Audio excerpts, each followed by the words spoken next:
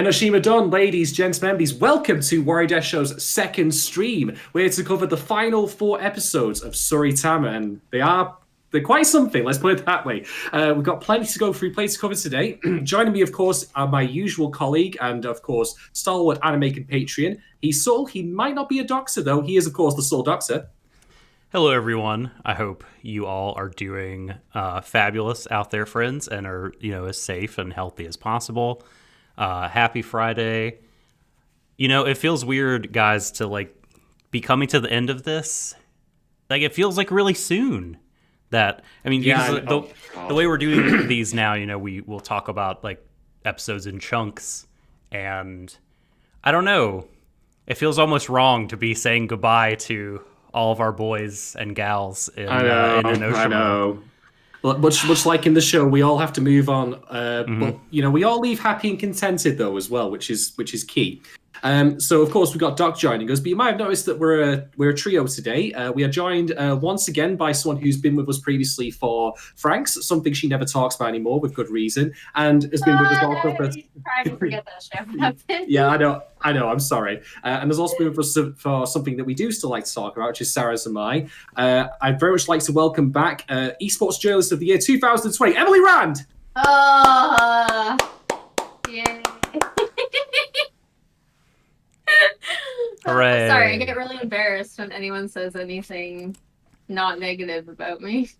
Oh, look, you got the award. It's there on your unit. It's real, The best part is the sticker here that you can't read, but it says Poggers. Excellent. Just don't pawn it off just yet, by the way, Keep all that for a little while. So, this being, of course, our second stream format, just to give you all a bit of a heads up in case you're new to it, maybe catch you on the free-to-air.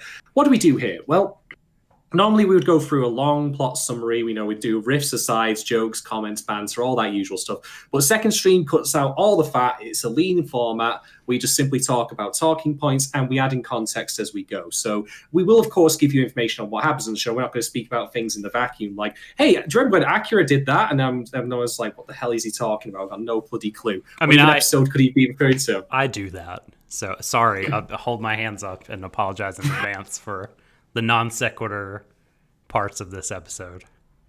It is fine. The things we're going to be apologizing for after this episode are going to be the many fish-related puns that are going to happen. Right. I mean, I'm very glad to see, that Yuki wasn't the only soul survivor there. Sorry, I'm getting that one out early. God. Yeah, you can hate me all you want. Catherine says hi in the chat to Emily and us. I think she might have left already after that. So, well, she clearly wasn't. No, I'll stop myself. Stop. Christ almighty. Anyway, no. So yes, we're going to go through that. We also, of course, have Patreon questions, which we'll be covering in due course. But first and foremost, because we have Emily joining us today, which is thought it'd be good to introduce her, or get to introduce herself rather to us, and just also offer her thoughts on the show thus far, given that she's not been with us for the previous episode. So, Emily, I'll hand over the floor to you. Just tell us a little bit about yourself. Talk about myself, but I can't talk about how much I love Tsuritama. That's fine. So for people that don't know, I'm actually a huge Kenji Nakamura fan. I really like pretty much everything he's done that I've seen. Even the incredibly flawed things he's done, like C, I think is the most flawed thing that I've seen him do. I don't think he's a director that really does anything without really wanting to say something very specific, even if he doesn't necessarily succeed at the execution of saying or framing that thing. So obviously, when the show came out, I actually didn't know who he was, and this was kind of my first introduction. And then I went back and watched his other stuff, including Mononoke, which is probably, I think, the thing that most people's introduction to him would have been that. And then I was obsessed with Gachama Crowds and Gachama Crowds Insight, and have blogged way too much. I remember this era for me in full bloom, the Gatchaman Crowds era. It's a prolific stretch for you. It's really good stuff. It's a lot. It's a lot of stuff. So That still can you? speaks to the quality of the work, though. That you can engage on it so much to be able to draw so much out of it, though. I have a couple questions. Since you, rather than I, brought up C, can you say without looking at the Wikipedia the subtitle of C? Oh god, you said What it is? No, because my friend made that terrible name generator that reshuffles everything in the title. I think it's just like C, money of soul and possibility control, right? Right? All those words are in there. I don't know if that's the right order. To be honest, to be honest with you. So is there a colon? So a friend of mine. Is there a dollar I think sign? there is. A friend of mine made one of those. Oh my gosh, what's it called? That thing that basically. Shinodan. Sharingan. Yeah, I was going to call it Sharingan. He made a thing that literally just like recycles all of the words in it. So so now I don't even know what the actual title is. Second question is, I don't know how long has it been since we're not here to talk about C, but I just need to, so you like C. Let's talk as little about C. So you enjoyed C?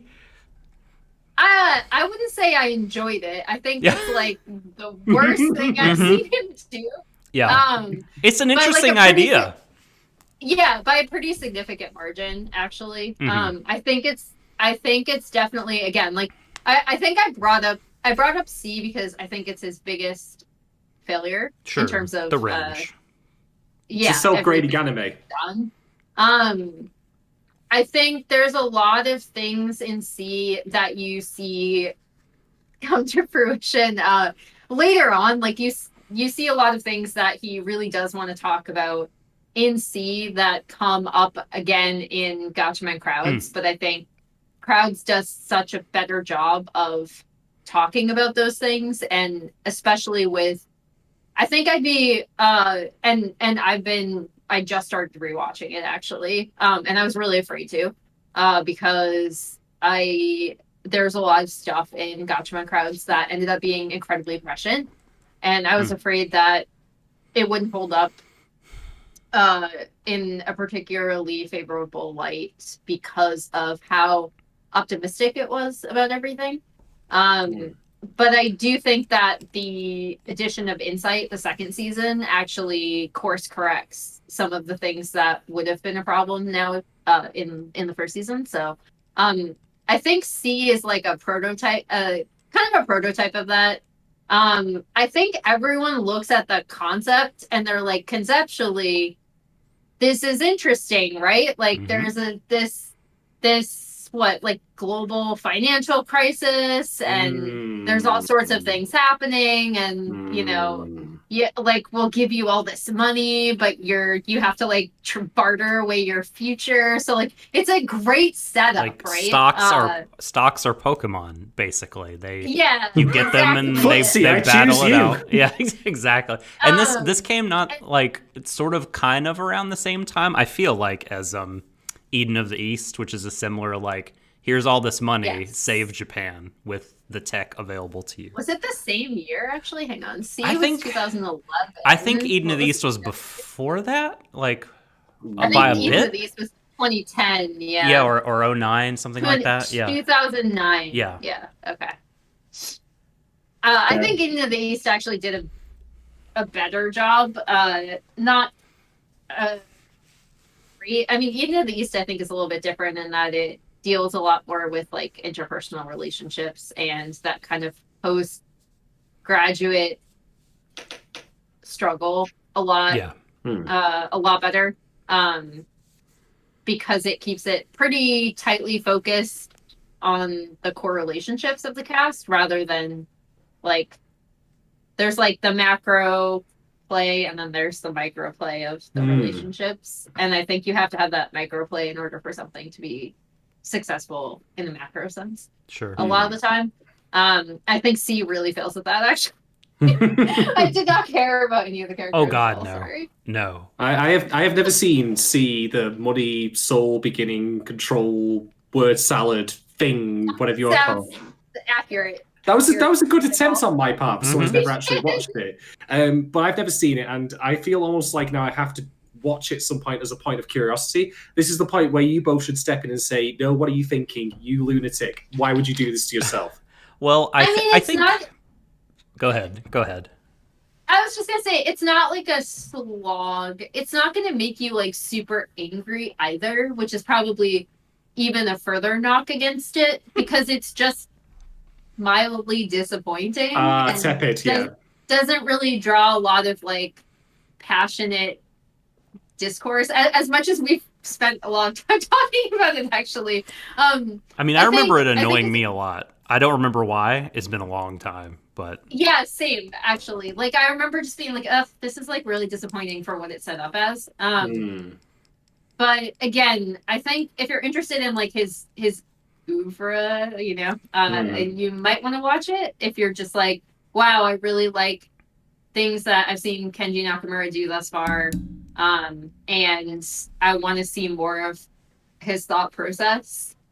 That's a good reason to watch it. That's actually, honestly, at this point, the only reason I'd recommend. Very much the only like, reason. Because, like, yeah, like just if you're really interested in this director, maybe watch this, because it's like a prototype of better things he does later down the road. Yeah, and there's plenty of other like good stuff to work through before you get there, before you scrape the bottom of the sea barrel. Like, you got like you mentioned Mononoke and the thing that Mononoke spun off from, is it Ayashi or Ayakashi? I can't remember. Ayakashi horror stories, and you got like a show that we covered as well.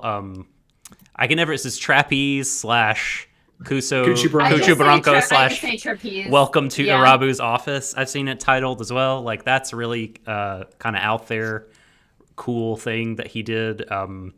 And Gatchaman, also, I would think you should watch. It's a shame that like that.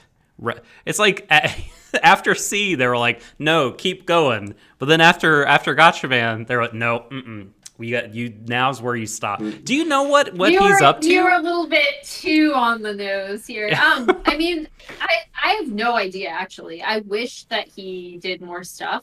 I know that his history is that he used to be an animator, and then he got tendonitis.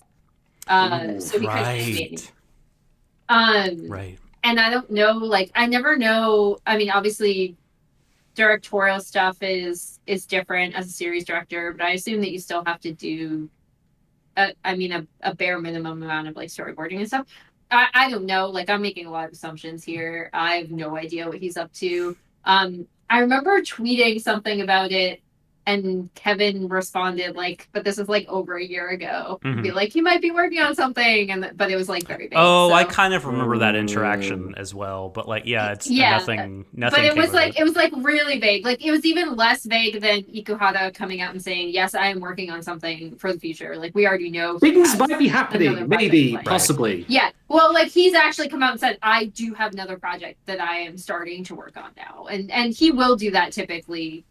Start saying like I'm working on etc. Like the preview work for Yurikuma Agashi came out almost immediately after Penguin Drum, and they called it like Penguin Bear.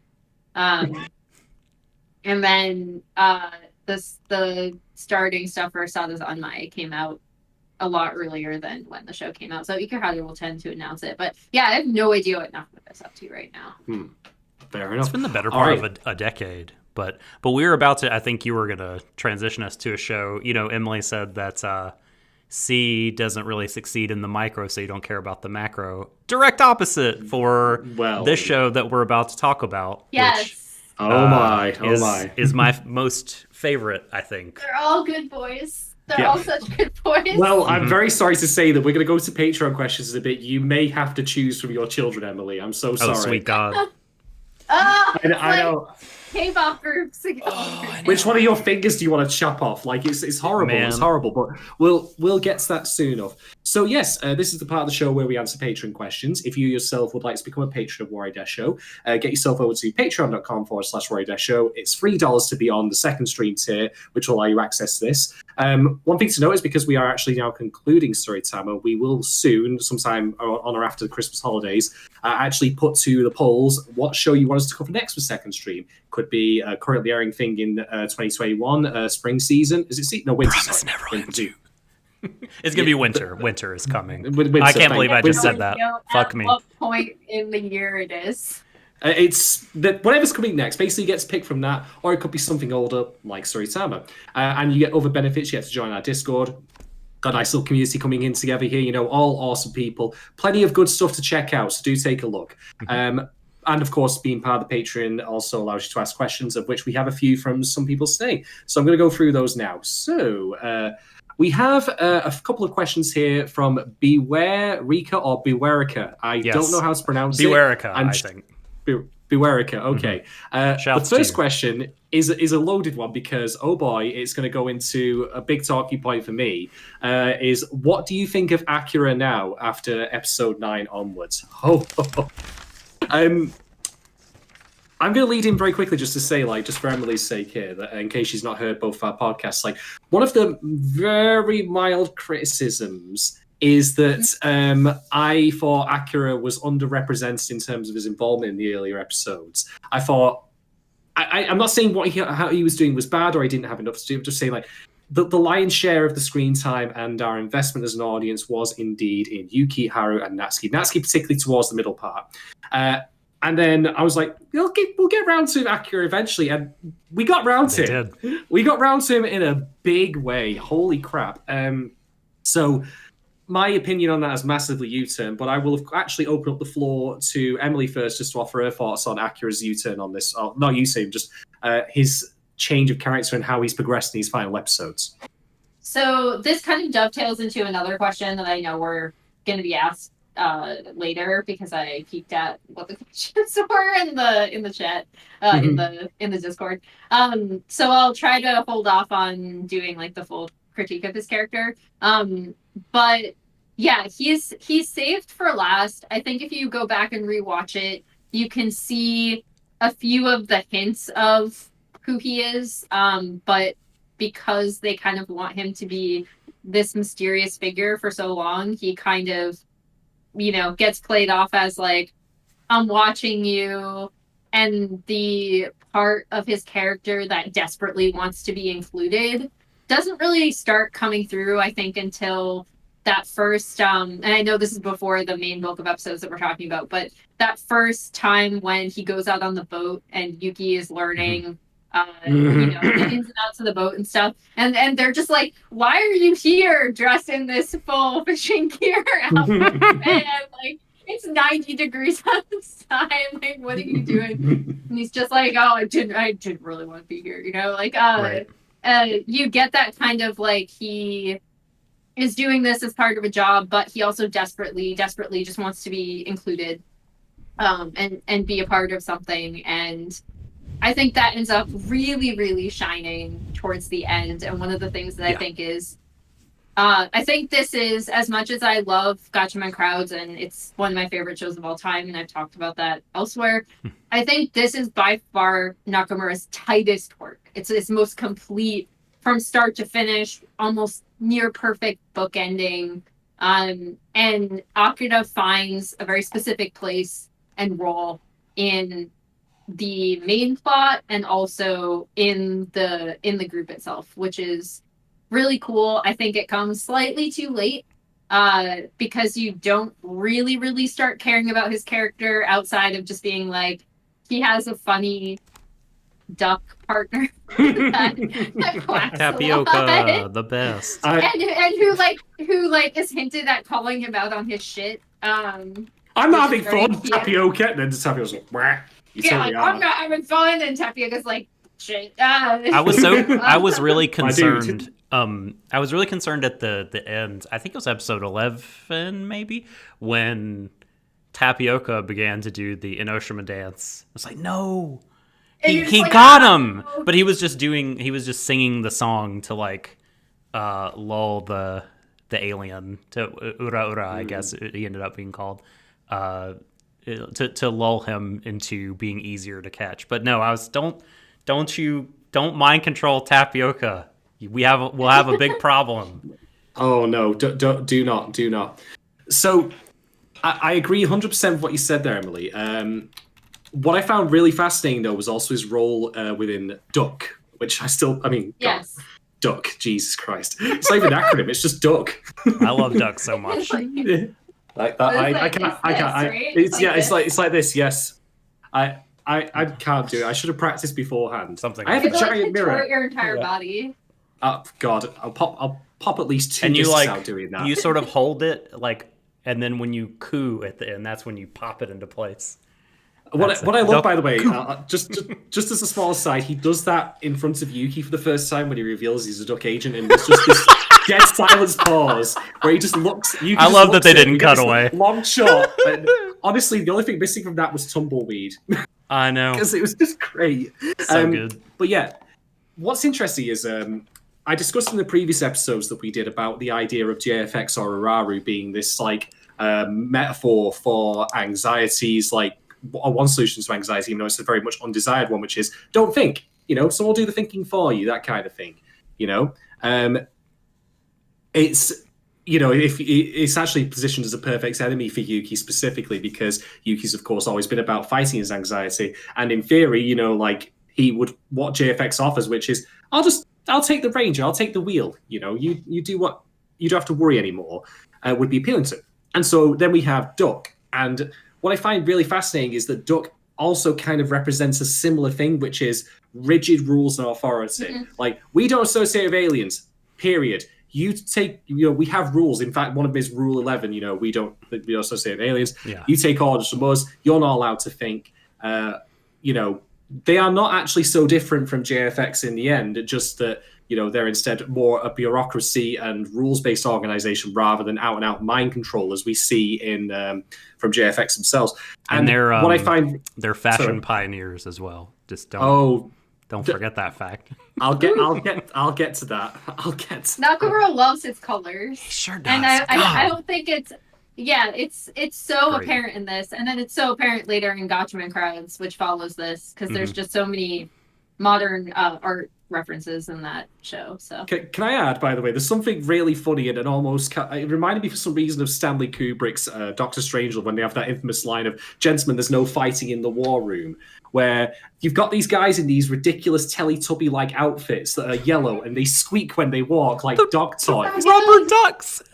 Yeah, they're literally rubber ducks. They're literally saying, "Excuse me, ladies, citizens of Enoshima, there are aliens around. Please evacuate." Look at you guys! You literally look like you stepped off one of the ships from Pikmin. For God's sake! The big the blow dryers or whatever, and Yeah, God. Yeah. they're so good. It's madness. But what I really like about that is Akira's like journey to deciding that this rigid way of thinking, I'm not with that. I want to be with my friends. I want to be a part of the group. I want to be accepted. I want to be able to be my own person. Is shown through that, and we get lovely little things that help accentuate and build up. Like, for example, for the most part, he is the only Duck member once things really start going downhill who actually we see with a face. Most of them are just people in the suits. Like, we get to see him like wearing the outfit, but we get to see him actually with his face, so it has that personality. It's like almost like half and half even. He's the only one of the rank and file who really becomes like his own person. And then also Duck's leader, who I don't know if she has a name or not. I didn't catch it, unfortunately. I don't think that they said it, but I'm gonna look on my anime list and see. If it turns out to be Quack or something like that, I'm going to walk off this podcast. I don't think I'll be ready for that. Mrs. Webb. Jesus Christ.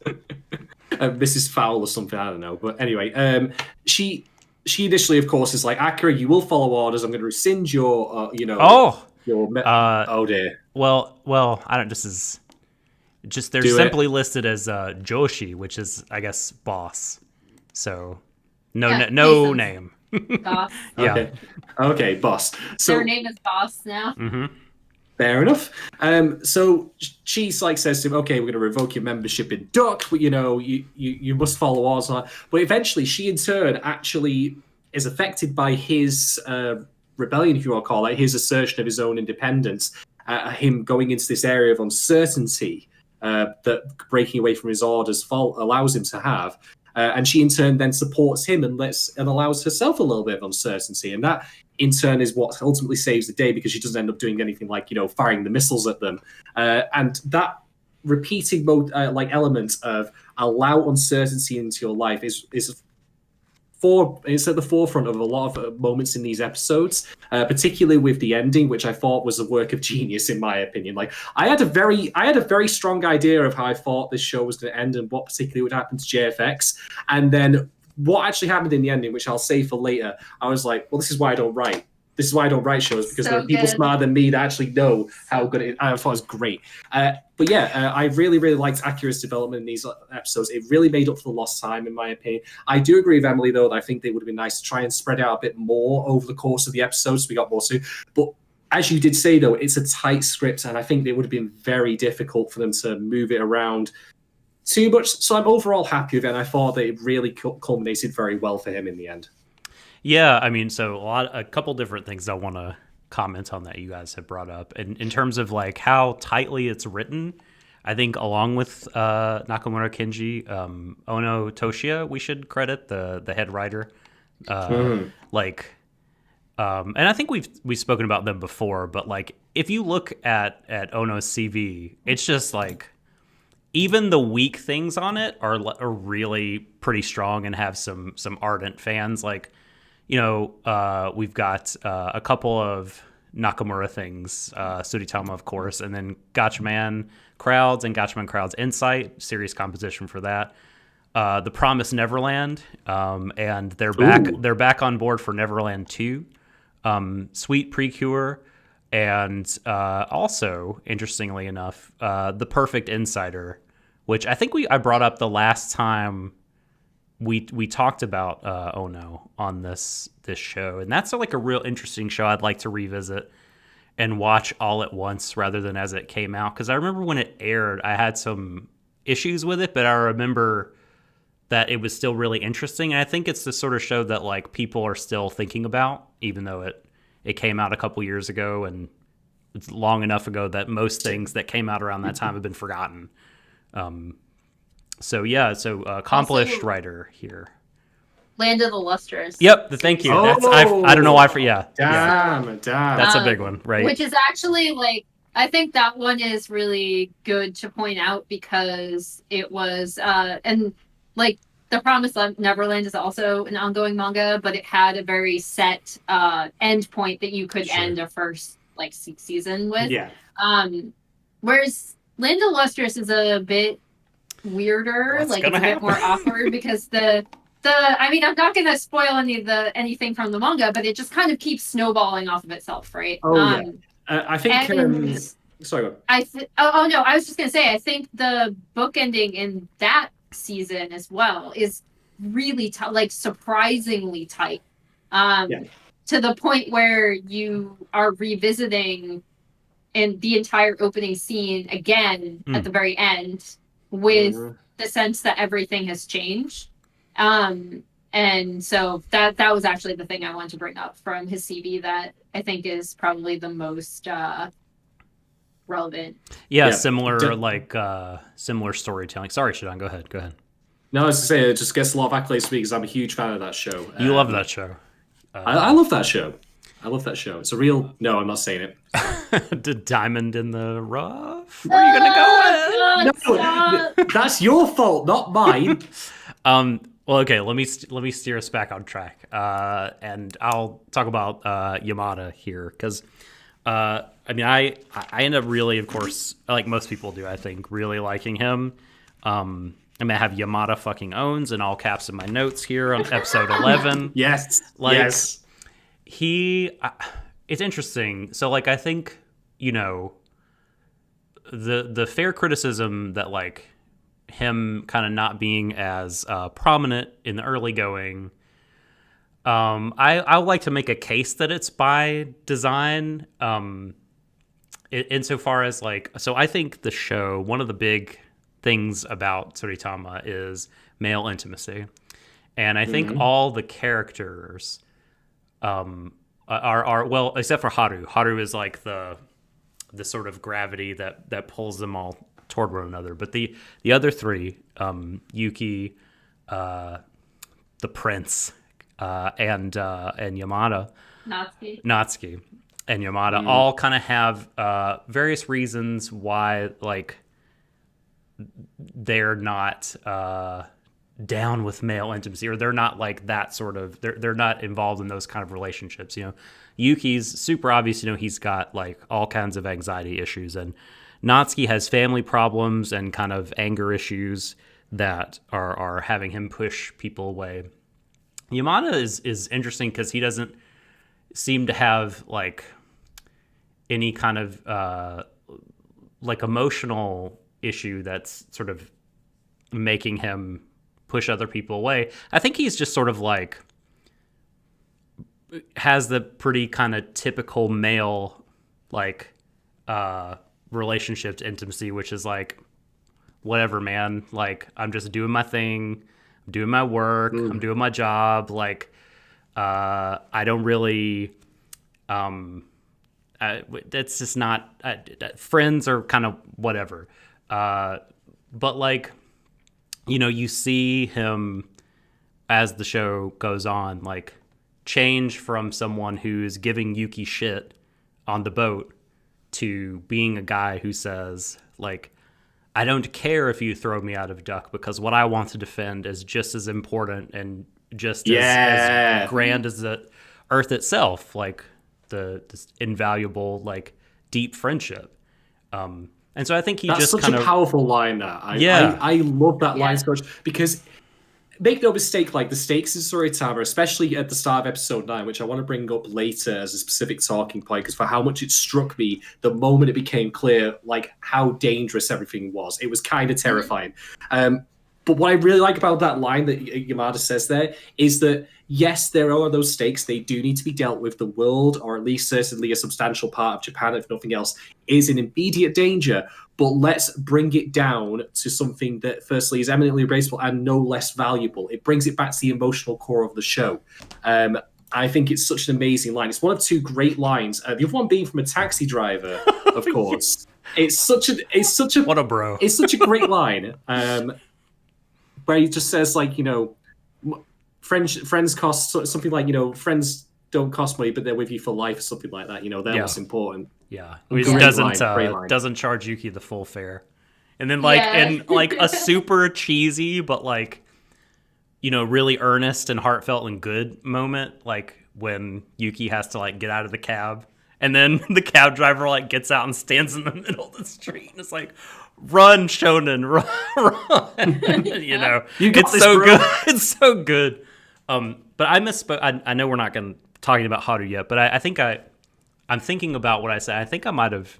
I'm going to take back some. So I think Haru also represents like a kind of misalignment is not the word I want to use, but like has a his approach to male friendship and intimacy like is something that needs to be changed, because like, I mean, we see him being like this one that he wants to like take everything on himself because he cares about everyone so much, he doesn't want to bother them, like, and that leads to sort of like, I think like a one-sided kind of not really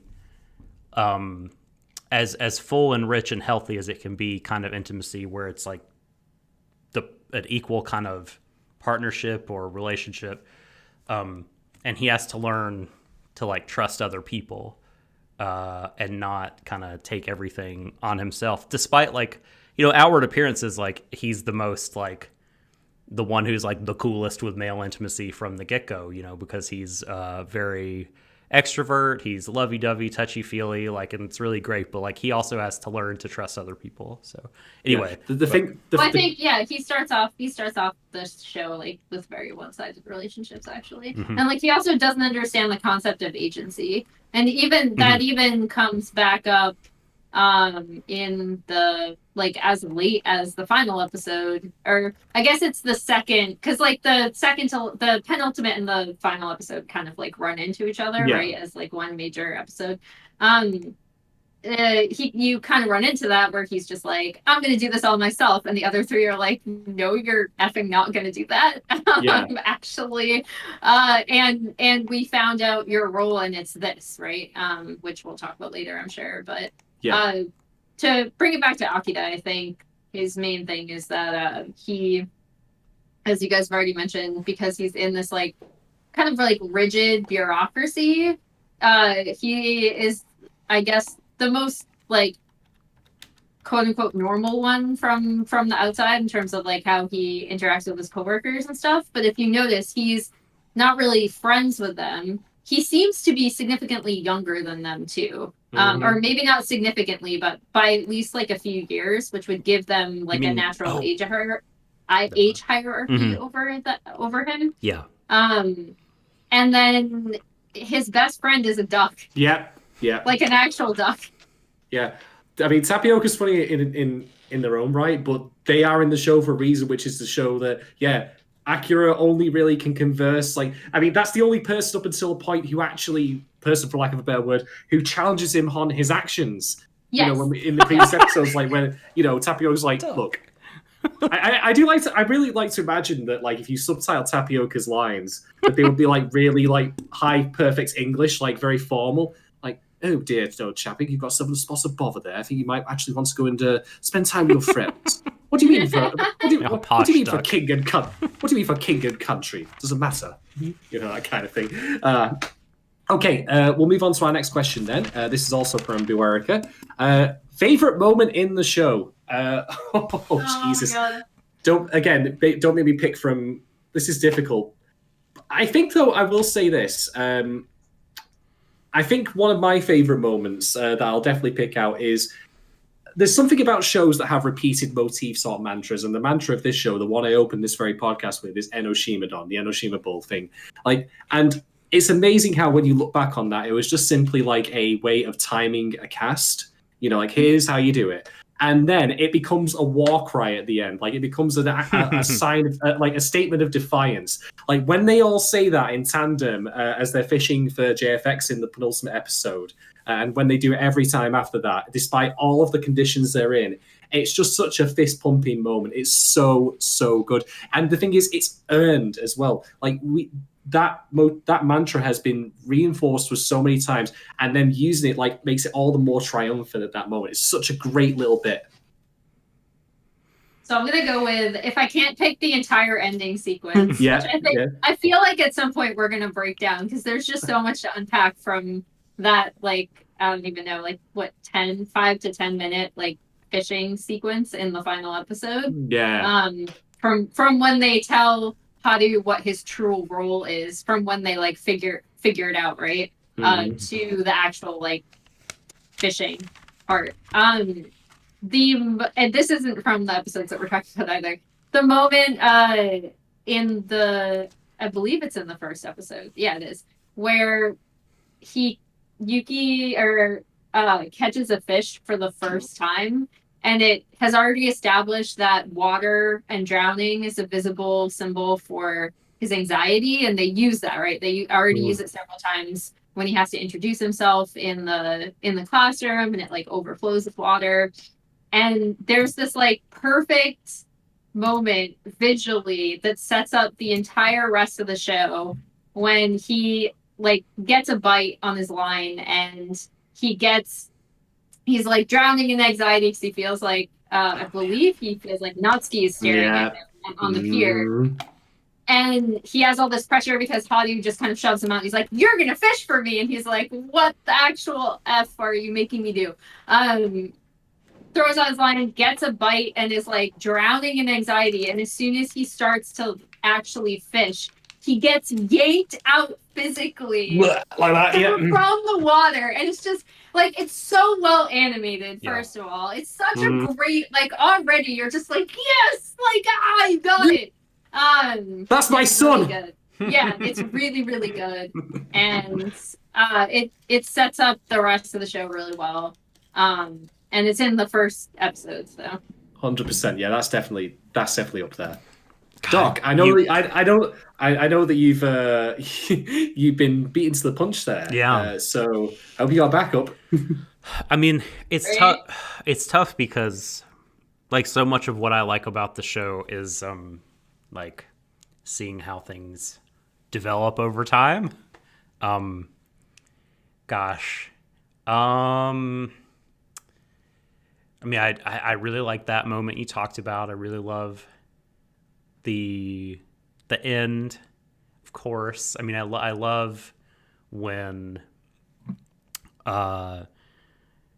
Natsuki and Yuki like hug Haru, like Haru's kind of breakthrough, like all that. I mean, it's not like a singular moment; it's kind of a sequence, but I thought that was really beautiful. I thought the Seiyu in particular displayed some really good range during that. Like, I think Quiet Haru, like, I really noticed them this time. The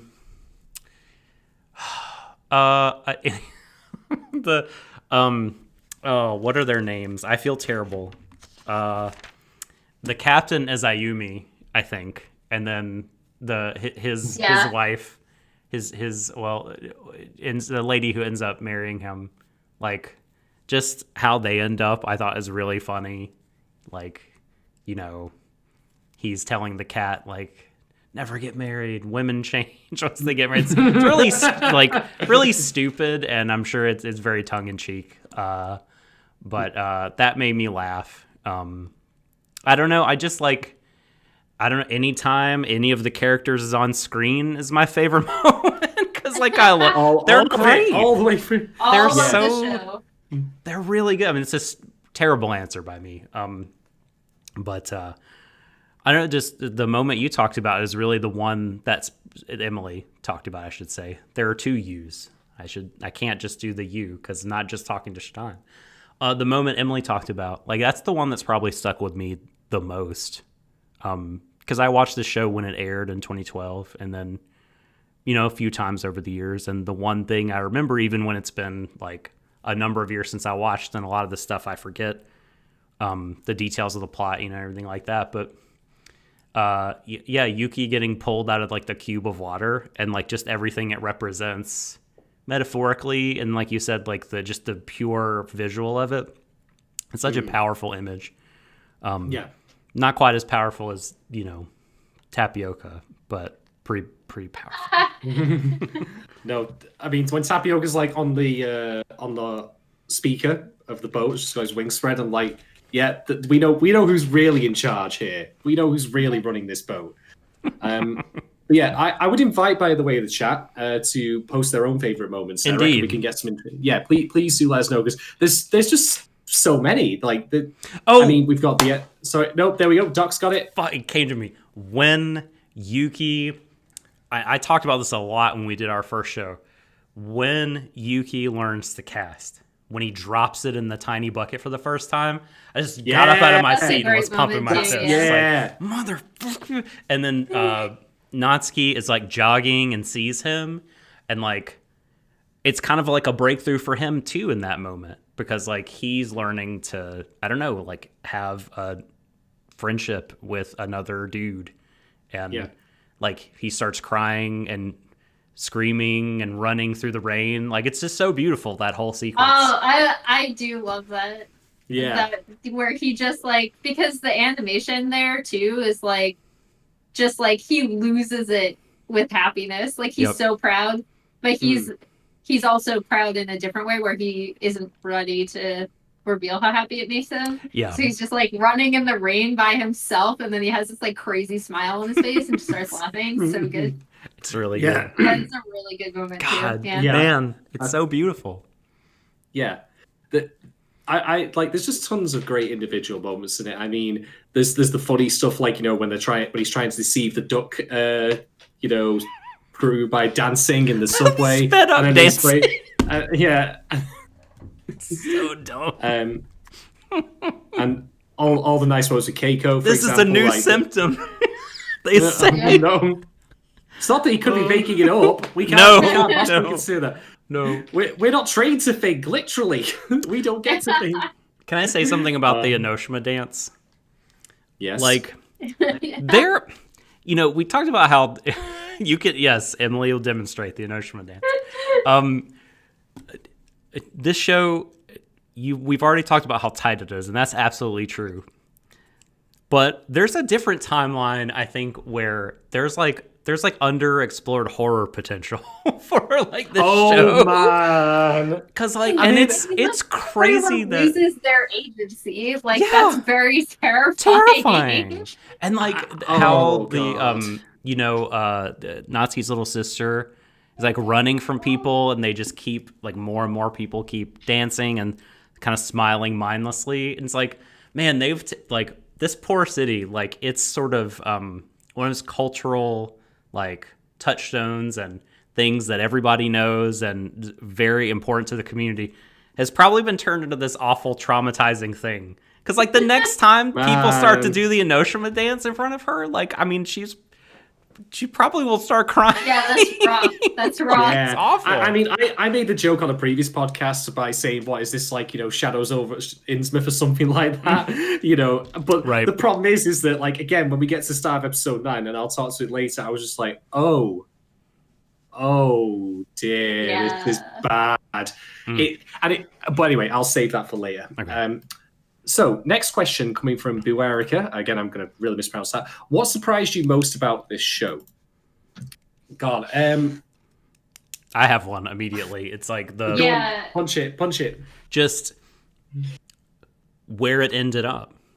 Because if you look at what it is like at the beginning, like if you can watch it with fresh eyes, sort of not knowing where it goes, it's unbelievable how it becomes this alien invasion, like apocalypse, story with some pretty that, like I said, they don't really dig into it, but like there's some kind of terrifying things happening and like really intense sequences.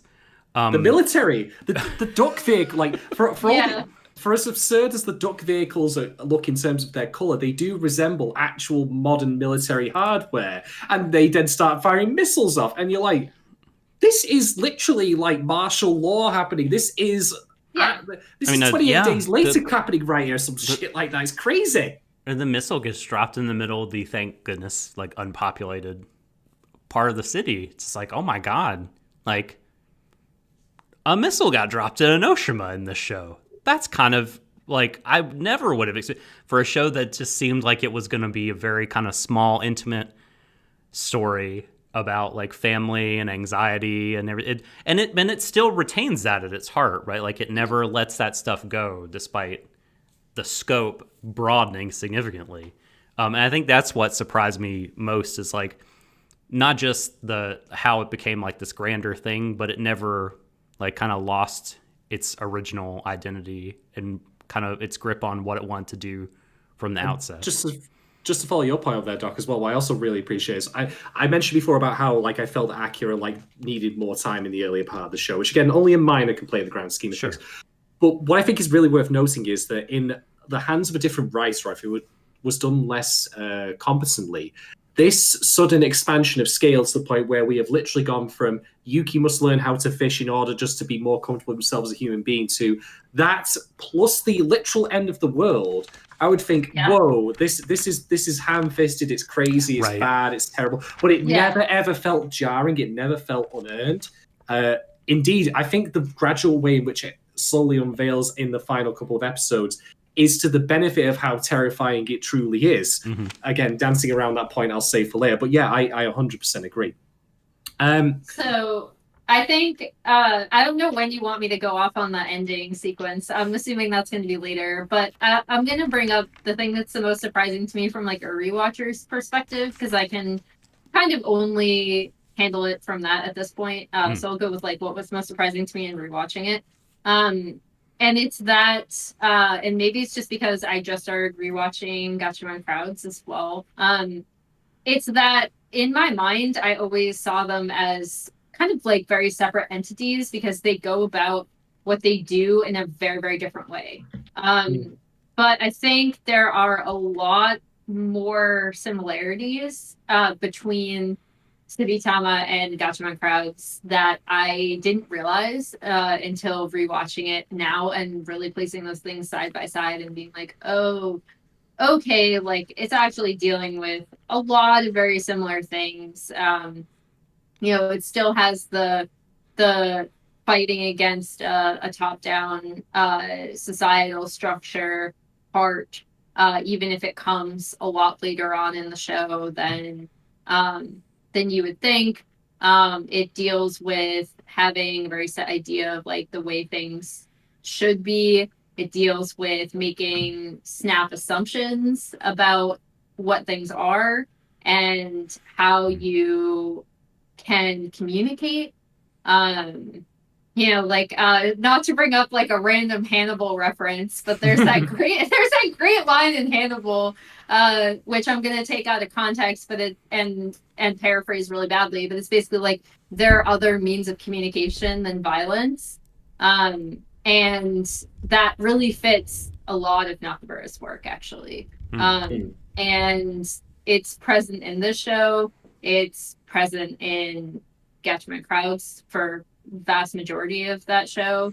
And that was the thing that I think surprised me the most, is that in this show, which I always gave credit for being incredibly tight and for also making you care like so much about these characters, it does have a lot to say about some really prescient things, especially with the whole, not purpose of the alien invasion aspect, but like everything around that and all the assumptions that are made around that, and what the reality actually is, which is like, once you go through the full ending, is hilarious. Like once you're actually introduced to the alien that they've been searching for this entire time and the being that they fish out of the water, it's like you see that punchline coming because it's bookended. They tell you visually like this is what it's gonna be, but still when it happens, like it's just like, oh my god, really?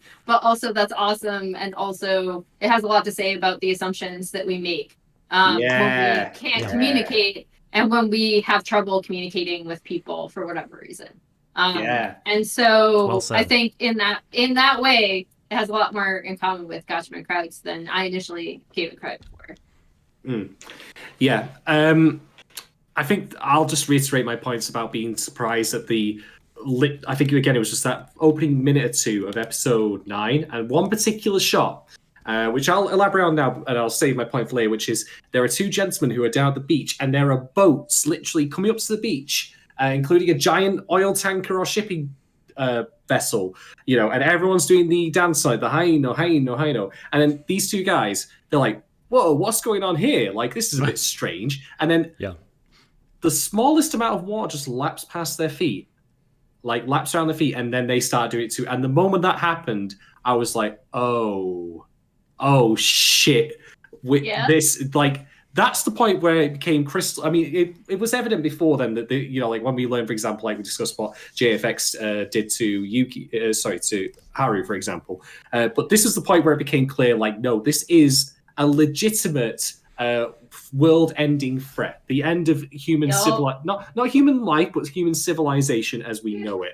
And it just took that one shot, and I was like, oh, and then it expanded on that. But I'll, of course, again, go into more detail later. If only, if only we could really become the dancing Borg as a species. That might be good. I think it does such a great job of being like, this is actually really serious, but also like horrifying, but also it's not like, I feel like if it was too traumatizing, it would actually get in the way of what it's trying to say. And it actually, like, the show threads that needle really, really well. What a feat, right? To get the tone like pitch perfect. Yeah, and as an aside to that, Emily, what you maybe realize as well is that, like, horror tends to come in like a couple of different forms. You've obviously got the visceral, gory stuff. You've got more psychological, and I think there's actually, to this show's benefit, this horror is strictly just in the potential of the threat. because I mean, people dancing, it doesn't seem too bad when you look at it like that. It's not like, people are dying in the streets or anything like that. It's not like, again, 28 Days Later, like that. But I think that in some way this is more terrifying because of that existential threat. When you are left to fill in the blanks for yourself in some parts as to what this truly means. Like when you see with me, once the implications started unfolding in my head, I was like, oof, Jesus Christ, not good. All right, so that ends our questions from Birerica. So thank you very much for that, Birerica. Hope you've given you some good answers there. Our next question comes from Mirror on the Wall. This is, again, one of those, unfortunately, Emily and Doc, where we're going to have to pick from our children. Gosh. Who is best boy? You guys are brutal. Man. I think it's no. It's not. But, okay. It's because I was talking to a friend about this, actually. I have a really soft spot in my heart for characters who seem really like cold and standoffish and turn out to be like just incredibly warm and soft. That is like not my one weakness. I have a lot of weaknesses, but that's one of my huge weaknesses for characters. I absolutely love characters like that. That's the one that hits you for critical damage. And yeah, like Natsuki is just like a really great example of someone who feels a lot. Like he really feels a lot for a lot of other people. He hasn't dealt with any of his anger or emotional issues at the beginning of the show. He's holding on a lot of resentment. He's also using that anger as an excuse because he is and the show doesn't make this abundantly clear, but it really hints at it. He's afraid of kind of going out on his own. Totally. Until you find out what happens to him like in the postscript of the show. But like he is afraid of that, and it's represented by a lot of things. His crazy hair before he cuts it. His like fervent like distaste for not fishing with his father, which was initially this thing that they did together. And his transformation throughout the entire show, like with these types of characters, like the whole like I'm a hard ass, but actually I'm not. I just have too many feelings. I have no idea how to express them. It can actually be done really, really badly, especially when you're dealing with things like family issues and toxic masculinity and all this other stuff. Yeah. And Natsuki is just done so well that you really can't help but love him. You really can't help but root for him. And you also, like, when he has, like, a couple of really bad moments. One of them specifically with the whole thing with his sister. And he's, like, a huge asshole in that moment. And the show does not frame it in any other way but that, right? Like, it's like, this is not, what he's doing is not right. Yeah, and I think that's actually so important. Yeah, the beauty of that, well, not the beauty of the moment question, but the beauty of what follows is that he genuinely reflects on his mistake. He offers a sincere and heartfelt apology and reconciles with Sakura, and then later on with his father. And I again keep forgetting her name because I'm bad like that. What's the name of Mariko? Thank you. Yeah, right? Yeah. Okay.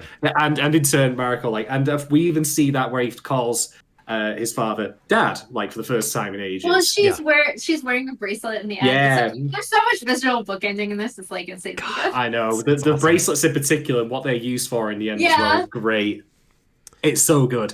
Anyway, best boy Natsuki. Best boy Natsuki. Right. So we got one in the Natsuki column. I am going to go with Yuki.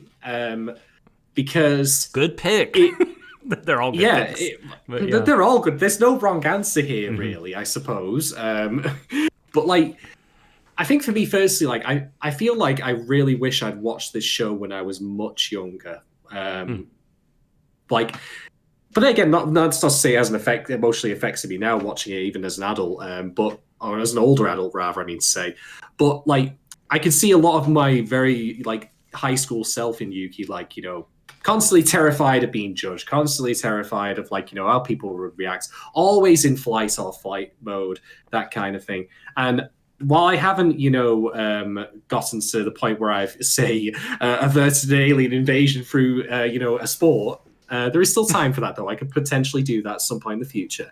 I will say that I found not only did I find like all of his like growth really compelling, but I love that the show actually then shows him utilize that. It doesn't like go, okay, you're better now.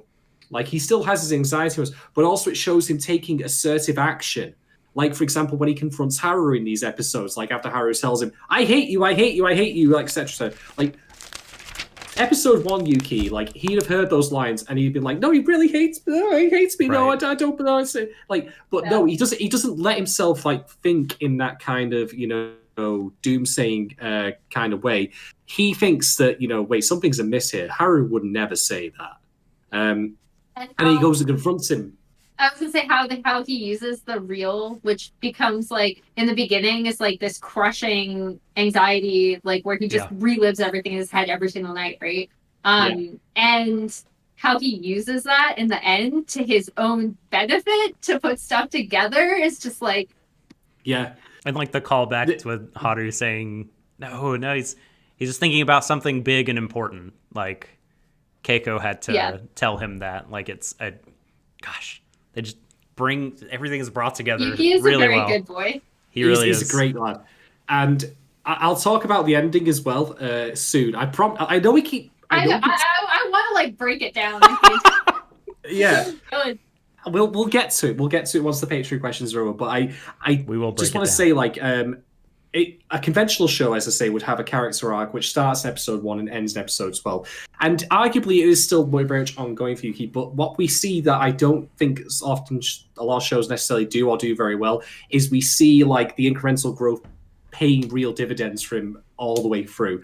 Like with the scenes with Natsuki on the boat, for example, when he confronts him over what happens with Sakura, then with Haru here, where he confronts him. And then, of course, the big crowning moment in the ending, the eyes of the world are on us. And again, one amazing line, which I'll discuss in more detail later. But yeah, I think that if you've ever gone through an experience like where you felt incredibly nervous, like just because you're not certain how people react, you can't even trust like the words coming out of your own mouth won't be taken to mean that you're an idiot, you're a dork, you're a moron, you name it. Like I think that you'll find Yuki very relatable. I think you'll also find him very inspiring as well, which is the key thing. Mm-hmm. Yeah, so well, the advantage of going last is I get to comment on what both of you have said before I give my pick. Because you both say like chess master, these great, like you bring up these great points, very sharp point, and I like want to respond to them because they're so good. Natsuki, who is not my pick, one thing I like appreciated this time watching it about him is like, I mean, he just really has to grow up, right? Even though he seems like the most mature out of the high school boys, because Yamada's like 26 years old or something like that, despite being in the his introduction. It's so dumb. It's awesome. But like 26, but I still hope to get along with you. Please take care of me. Incredible. But like it makes a lot of sense to me that something like a death in the family would create kind of an uncertainty in a young man to like take a big risk, because you've learned in a very harsh way, like, you know, the sort of safe foundation that my home life has given me, like the world, the bigger world, like it's a lot more uncertain. Like anything can happen, you know, you can get fucked by life just indiscriminately and very quickly. And like, so of course he kind of is going to retreat into himself and be angry and resent, you know, as an excuse, like resent things about his dad and his moving on. But yeah, I just love that he, through the course of the show, like he learns that, like, you know what, like, yeah, I mean, it's an uncertain world we live in. But you still have your friends. You can still count on them. You can still love and trust other people. And like you could kind of draw on their strength to believe in yourself enough to like put yourself out there and take a risk. And you can still succeed. You're not guaranteed to be to fail, and like tragedy's not gonna absolutely like ruin what you set out to do forever and always. Like, and love that about Natsuki and his arc this time. And Yuki, also not my pick, but I found him like the most relatable for reasons I've talked about, like as like a sufferer from like anxiety disorder, OCD, depression, like, panic attacks are like a thing that I live with. And the whole like water visual is it like the way that it's depicted and the film reel stuff, reliving conversations, and still to this day, I think 8 years later, it's like the most kind of evocative and accurate kind of representation of the phenomenon that happened in your brain when you're feeling those feelings. And so like I feel seen, in a way that like, I mean, maybe like the main character in Watamote, although like again, there's not like a one-to-one relationship with me to her or me to Yuki for that matter, but like there's just really deep parts of like myself and like especially like you were saying, Shada, my high school experience that I feel like are represented here. And I think someone who's very cynical about the show could look at Yuki in the way that he develops and be like, man, this is too rosy of a picture for someone with like crippling anxiety in the way that he has it. Like from episodes, 1 to 12, like he has like best friends and becomes like moderately well-adjusted and everything like that. But man, the show just does such a good job with the time it has in making that growth feel organic, especially like the summer that they're working. Like I feel like, that just, it does an amazing job of showing these little moments and implying the passage of time and growth. And you see Yuki kind of slowly learning to crawl before he walks and runs. And like I said last time, like it's really not uncommon, I think, for like teenagers to have like these like really emotional growth spurts, I guess, for lack of a better word. Like sort of like punctuated equilibrium, the theory of evolution, right? That you kind of can go along and it's little bits of bread, and then suddenly a huge spike, and there's like a ton of evolution and growth. And same kind of deal, I think, for teenagers sometimes. And so all that to say, like I think, and a lot of what's happening is in a crisis too. It's not like Yuki's being asked to have small talk with his buddies for the last couple of episodes. It's like, the rubber's meeting the road, and like that can like, I don't know, you can sometimes like push aside a lot of worries when you have something to focus on that's really critical. And you see in the very end, like small talk is still not like his strong suit, but he's changed and grown some. He can give it a shot, at least. He can try. It's really sweet. It's really sweet. He tries. He does. And he's good. Like that was like with Urara, however many Ras it is. It's just a great job. But my pick, my long-winded answer here, my turn. My pick is Haru. Which I can't believe, because like I talked about the first episode we did this, like I could see me really hating that character if like if they were done in a slightly different way. It could be really off-putting, but there's just a lot of emotional range, even more than I remembered, with the character. And like I really kind of can relate to wanting to take on the burdens of everybody else and not bother other people that I'm close to, and like, not asking for help and things like that.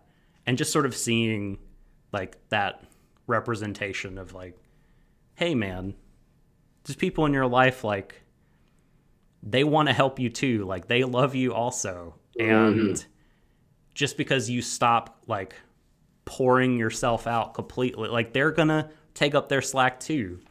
And it can be more of an even partnership, your relationship. Like it's great. It's great. And I love it. Yeah. And I think he's incredibly sweet and such fun. Always a blast. Like, very innocent kind of character, but not obnoxious again, which I think can be hard to pull off. But yeah, he was so much fun. I say he, That's correct, right? Am I misgendering Haru? Sometimes I said they, but I'm actually not. I'm actually not sure. But to be safe, I'll They say. is always the safe. To be bet. safe, I'll I say say that about the duck head too, just because I never know. Like, Sure, Yeah. totally. Yeah. But no, they rule. I mean, they're so good and pure and lovely. Absolutely. So one for everyone except Akira, which is amazing. But we talked about how great he was. yeah. We had to talk about we're all like Akira's great, but no one actually ended up picking. Oh God, I feel like we've just all done a collective betrayal there. Rip. No, never mind. All right, Mirror, we have a final. Mirror says she picked Yamada because no one else Yay! did. So It's a tie. It's the best kind of tie because everyone wins because everyone's Yes. great. I love it. All right, so next batch of questions comes from Kate Rose. What thing do you think this show did not do well? Oh God, I'm going with the hard ones here. I think so. I'll start just because I hinted at this earlier. I think this show, again, it's Nakamura's like tightest work.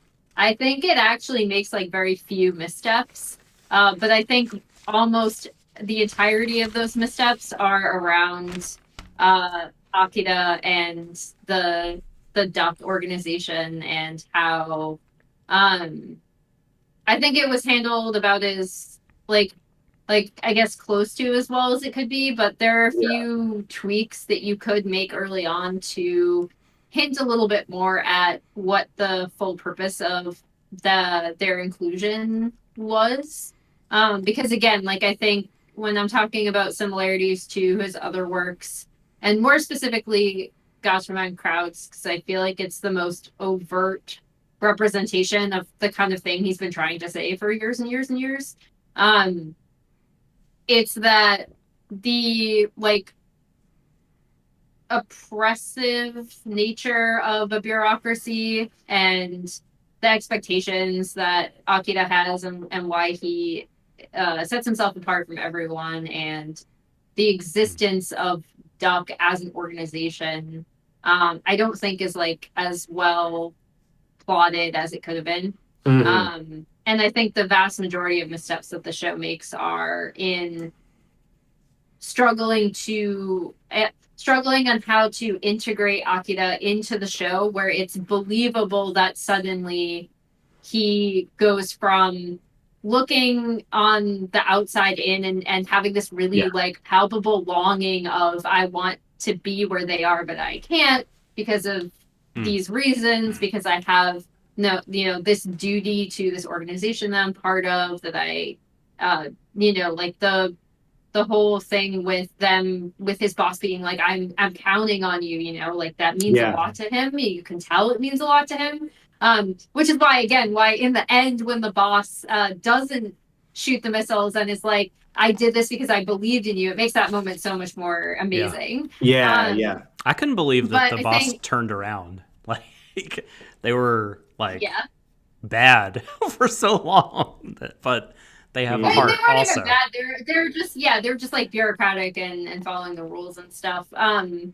Which I mean, you can argue that's a whole other can of worms. But anyway, I do think that the show does struggle a bit to include him in the proceedings as we're getting to know Haru, as we go through the whole thing with Kate, as we go through the whole thing with Yuki learning how to fish, and Natsuki's arc. And it's not Akira's fault that his narrative arc comes last, and also that his narrative arc coincides with the culmination of the main like macro plot. I don't think it takes away from that, but I think it does mean that he has to share screen time with the main plot in regards to his emotional narrative. So again, I'm an idiot. I can't tell you how it could have been done better. I don't have a. I've got no clue. I'm not good at that exactly either. how you could have done it. Nope. But I do think there is a world where it could have been done a bit better, where you really feel his longing to be a part of them a little bit better. Sure. And it's not played off as much as like I'm keeping an eye on you. Like there's more of a balance in terms of what he does want. And then also integrating him into the actual proceedings. Yeah. I think it was done somewhat clumsily at times. Yeah, I hear you on that. The one thing that's not accurate related that I could potentially point to, and even then I don't feel concrete on this because there's arguments to be made for it being by design, as Doc mentioned before, was Mariko, wasn't it? Natsuki's new mother-in-law, basically at the end of the show. She doesn't really do much in those, like, she's there and she is seen by Natsuki as an invading presence of sorts.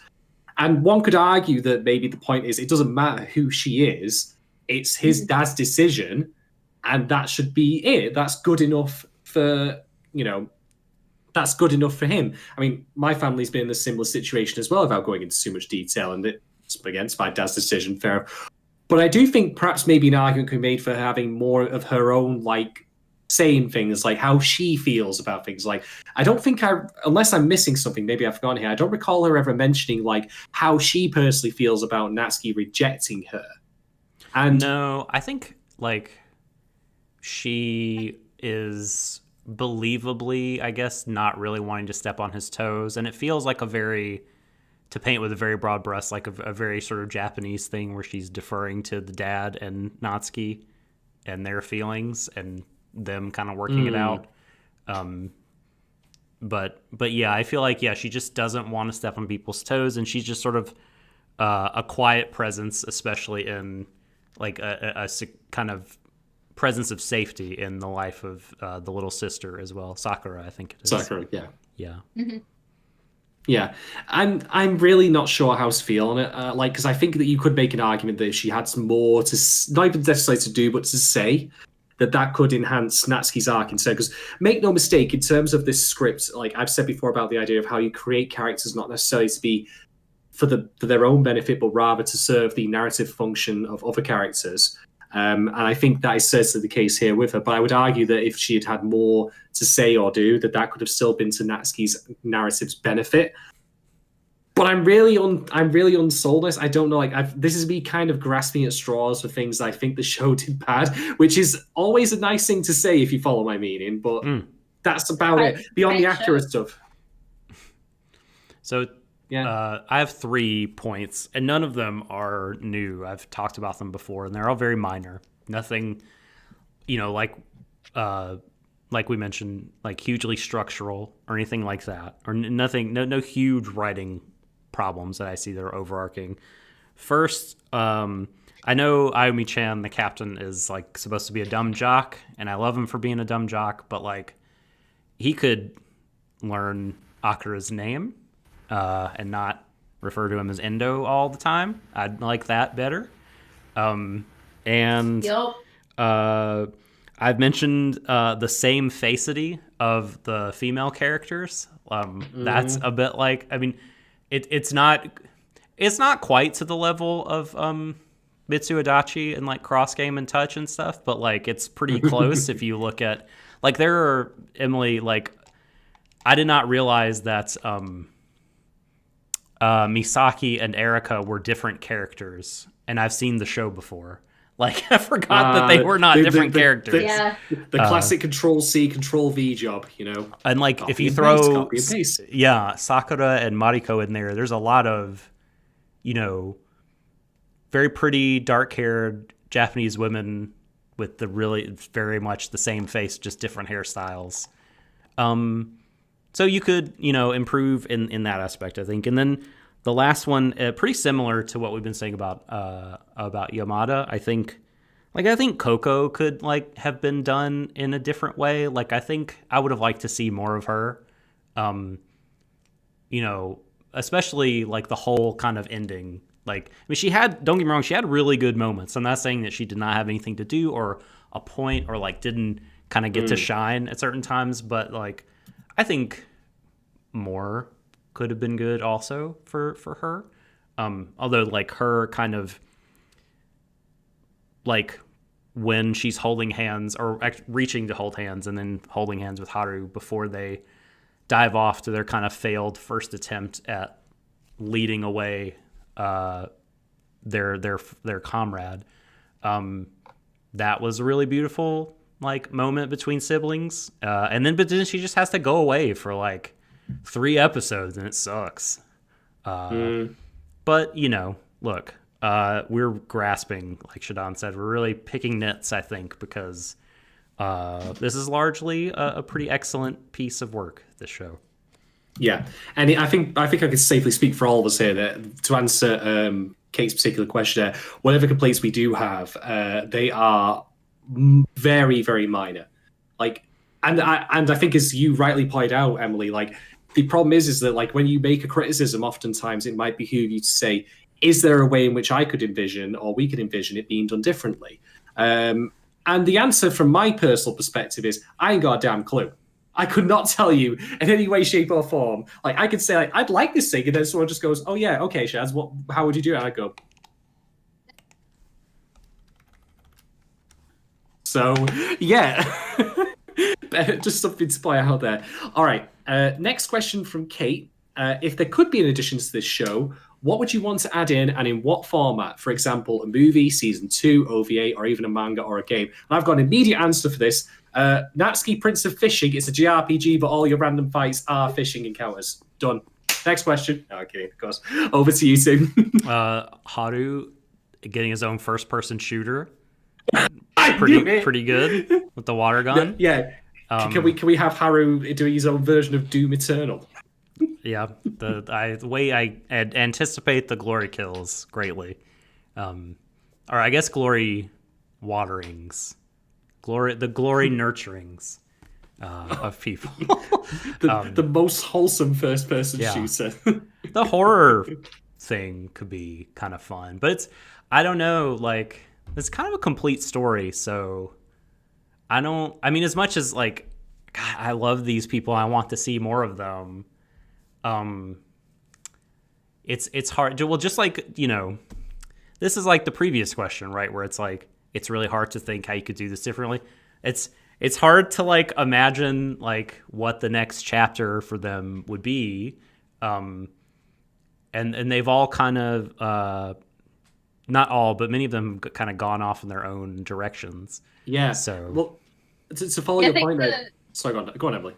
Oh no, I was just gonna say, I think the only natural like extension of this would be if you wanted to follow like within an anime context, if you wanted to follow like Urata at school, which like sounds like it might be hilarious, but also like again, this is such a tight show, and additionally, as much as I love I know I keep bringing up Gatchaman crowds. I'm so sorry. You're good. It's okay. Yeah, I'm never going to be invited back. I think the big thing there is that when I first found out the Insight was coming out, I was like, I don't know, like Gatchaman crowds is a pretty complete thing. And it turned out the Insight is actually the thing that saves the first part in retrospect with what happened literally on social media and the internet in real life.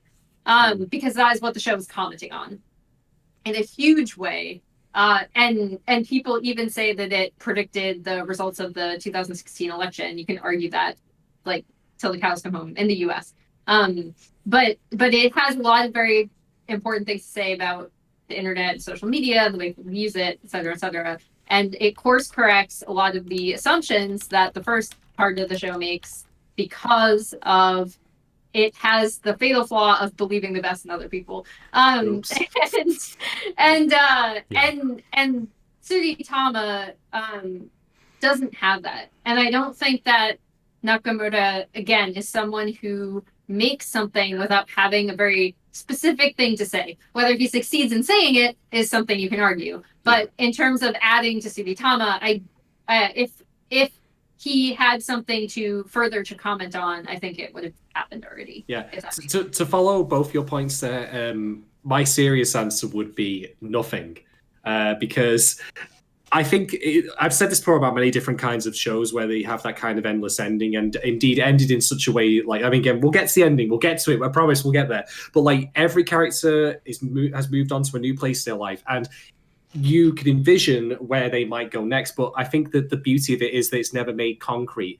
Like, we get, for example, that Natsuki does indeed become like the pro fishing prince guy that he is promised he would be, but we don't then, of course, get the follow-up of him like actually winning. We get to imagine that. We get the joy of like experiencing that in our own headcanon. Right. And of course, what happens to Akira enjoying himself? Like, what happens next with Haru? Well, we get a concrete ending with that, of course. And then you mentioned about like Urara, like, being in school. We can envision all that, but like being left to like imagine for ourselves what comes next, I think is part of the fun of some of these shows and part of what makes their endings really, really work, as opposed to just going on in perpetuity. Like, they, for lack of a better phrase, they all walk off into the sunset, and that's what. And do you really want to see what's on the other side of the hill when you get an ending like that? I don't think you'd be happy with it. I think you'd also be disappointed. So, yeah, I would just say in the end that the answer to that question is I don't want any more Tsuritama. It's that good. Which is stupid when you say it out loud that. This was Just so good. rewatch it again. This was so good. I never wish to have any more of it. Exactly. Yeah, don't make more. I think something I actually would suit this, I think, and you brought this to my mind, Emily, when you talked about Urara in school. Like, I could see this having kind of a visual novel-y, kind of fan game, like, sequel thing that you didn't have to take as canon. And you just kind of get to Someone see... needs to write that fan fiction. Yeah. Like, Urara's adventures in Make a Dojin game. And, like, yeah, I mean, that could be super fun and fulfilling. Like, just getting to know them and then, like, getting to kind of spend some time with the other characters. Like, that could be really fun. Like, stuff like that, I think, is valuable for a lot of fans, like, who just, really want to keep hanging out with their people. And yeah, that stuff is really fun. But like I said, you won't have to take it as this is absolutely canon and part of the Tsuritama verse or whatever. Oh, God. And the final question from Kate is, what do you think the main point of the show was? Did the show clearly convey that to the audience all the way through to the end? And this is actually a great question. I'll tell you why. Well, yes. Which is, Kate ends with, did it convey it through to the end? And indeed, it did, because there is this is now probably as good a time as any for us to start talking about the ending. So I'm going to just go straight into it and talk about the thing that I loved, arguably as one of the best moments of the ending, which is JFX. I was expecting in my brain, like I had this all mapped out. I was like, right, okay, I see what we've been doing so far. We've had no hints really of what JFX looks like. And I think that's great because anxiety is a formless presence in our brain. It has no true form. It preys on your fears from a moment to moment, context to context basis. So they will fish it out. We will hard cut to 6 months later, and then everything's rosy. Haru and Coco have left. JFX is somewhere. I don't know. Who cares? It doesn't matter. We don't need to know what it's like. But then we do get to see what JFX looks like. And do you want to know how big JFX is? Do you want to know how big this great big, like, white whale Moby Dick Leviathan that everyone's been building up to? Yeah, thank you, Doc. Basically, big enough to fit in your hand. That's how big JFX is. And oh, God, so good. It's really funny. Okay, let me break this moment down bit by bit because there's so much to like. First off, I mean, we've discussed this before on the podcast, and you and I have talked about it separately, that, like, the fishing thing, like, the attention to detail that we get about, like, how fishing works. Like, here's what you do with the actual, like, tuna, here's what you do, sea bass kind of thing. Really accurate. Yeah. As someone who fished a lot for a while, like, incredibly. Someone who loves fishing worked on this show. Yeah. I love that detail's in there because it, for one, is authentic to the sport, as you say. But then we've had all this build-up of like how difficult it is to fish out a giant fish like a sea bass or a tuna, for example. And so when you see this like thing like that's almost like a mythological creature that they're having to fish out, this ridiculous thing, the dragon, and your mind will immediately think like, okay, it's gonna be huge. It's gonna like be flopping over one side. It's gonna size will kill a whale. But no, you could put it in an aquarium. Put an aquarium in your home. Feed it little fish flakes. That's how tiny this thing is. And I love that all that build up of the sea bass and stuff makes you think that, and then you realize no, it's just this type thing. It is also, as you both rightly point out, hilarious. That's it. That's it. It's just All like right. I'm going to piggyback off of that and just launch into how much I love this ending and the conclusion and how well it was set up. Because in the first episode, we get the Enoshima dance, right? You see it. It's one of the first things that Haru sees, actually. He goes up to the, as visual foreshadowing, he has Coco as a beta fish on his head So you're already foreshadowing what Urara is going to look like when they fish him out, because he's a beta fish. That's what these aliens end up being when they're in their like fish form. I forgot about that. The thing on the head. So you have him walking up with Coco on his head in a little oh my god! Yeah. And he walks up the steps and he goes and he sees that town elder with like the weird square hair and the sunglasses, and he's there and they're doing the like I know like the dance they're doing like calisthenics outside basically. And that is like one of the opening scenes of episode 1. It's like it's Yuki and Kate packing up and going to a new town, and it's his whole arc of, you know, having to get yanked out of the visual like drowning that is his anxiety. And Haru going up to him and being like, "You need to fish for me. No reasons why. You just got to do it." And I believe in that first episode, they also introduced the idea of the myth, the Enoshima myth. It's either in the first or second episode. It's in the first few episodes. So like you have all of that set up. And then in this final episode, when you have Haru being like, "I'm sorry guys, like I can't hold out."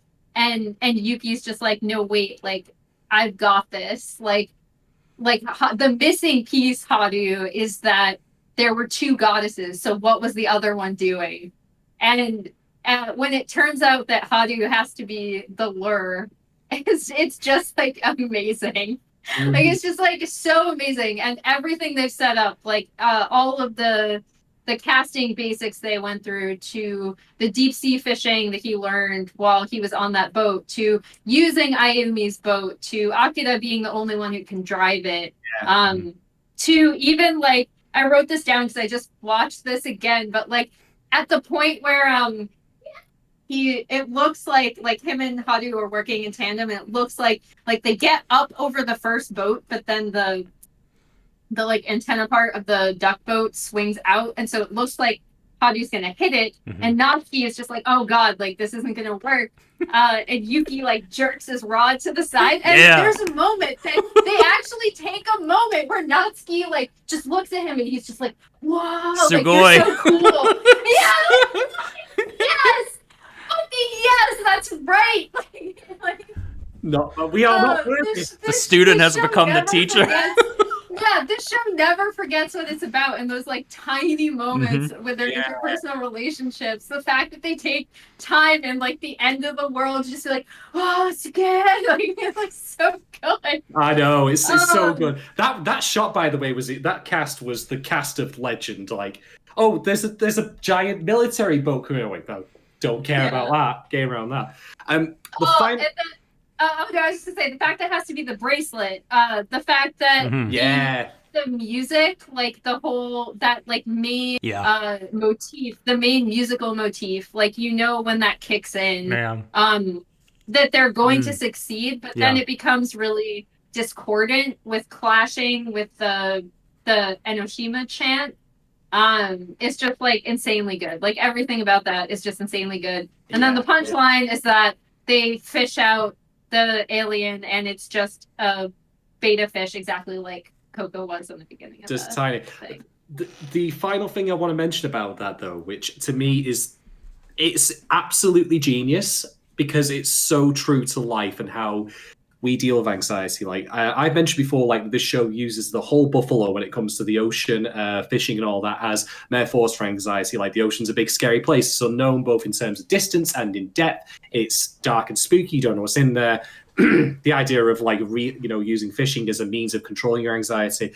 So the true genius thing, though, is that one of the, and I've read studies about this, but I don't actually have them to hand, unfortunately. But I know with absolute certainty for this to be true, is that when people catastrophize about things going wrong, they are more often than not, like in the vast majority, incorrect about their assertion. Like if you, for example, believe like with absolute certainty that you will go outside and you'll be struck by lightning, odds are pretty solid that won't happen. And then if we get to something more mundane and tangible, like if you believe, for example, that you're going to be robbed in the street, with absolute certainty, probably not going to happen. The odds are that it's unlikely.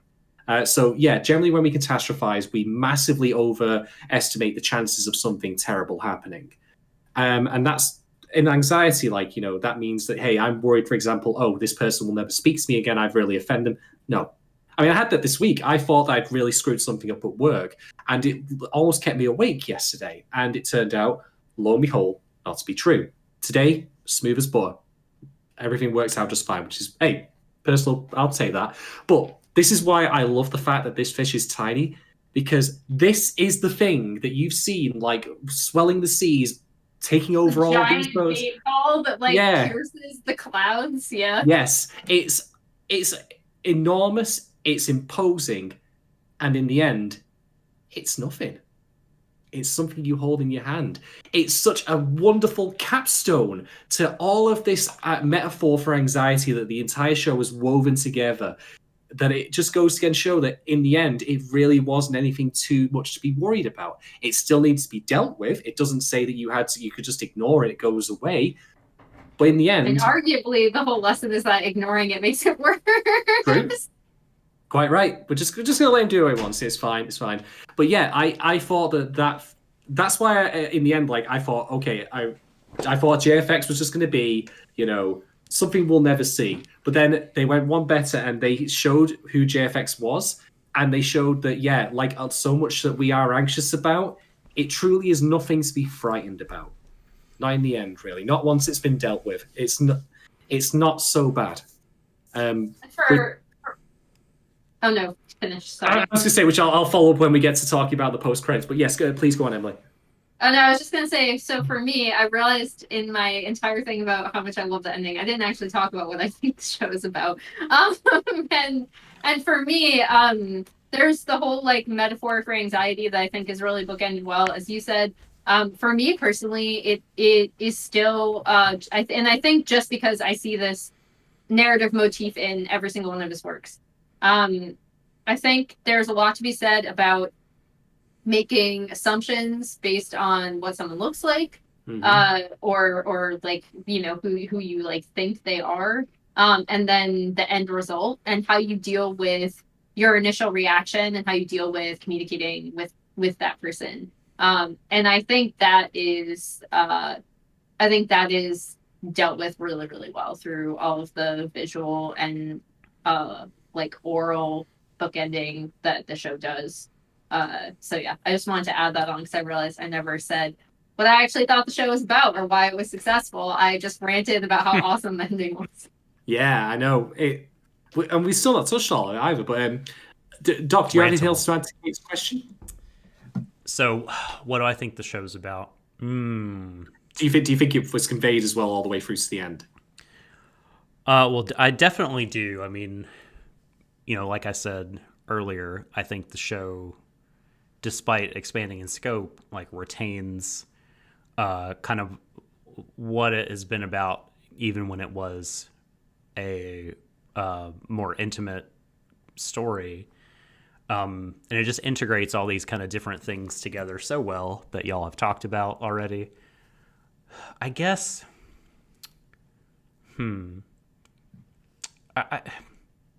maybe this will kind of answer the question in a roundabout way, but the very final scene, you just said there was a post-credit scene. I don't know if I watched that. I'm getting kind of scared because I think I might have forgot to watch that. When I say post-credits, what I probably mean is the epilogue, really, in general, to be quite honest. Okay. Well, like the scene in which there are transfer students coming into the school, and one of them is Ura, who like is just basically, I mean, he's just shy out of his mind. They are, and they're they seem pretty insecure, and they're just walking around saying fidget, with the fingers together in a very cute sort of way. And, are you sort of referring to our episode 1 Yuki by any chance? Well, exactly. This is what I mean. This is what I'm. You cutting me off, Shadon. But what I was gonna say, I'm not a 1920s mob boss here. You cut me off. Like, what the hell? Yeah, so you cut me off. What are you thinking?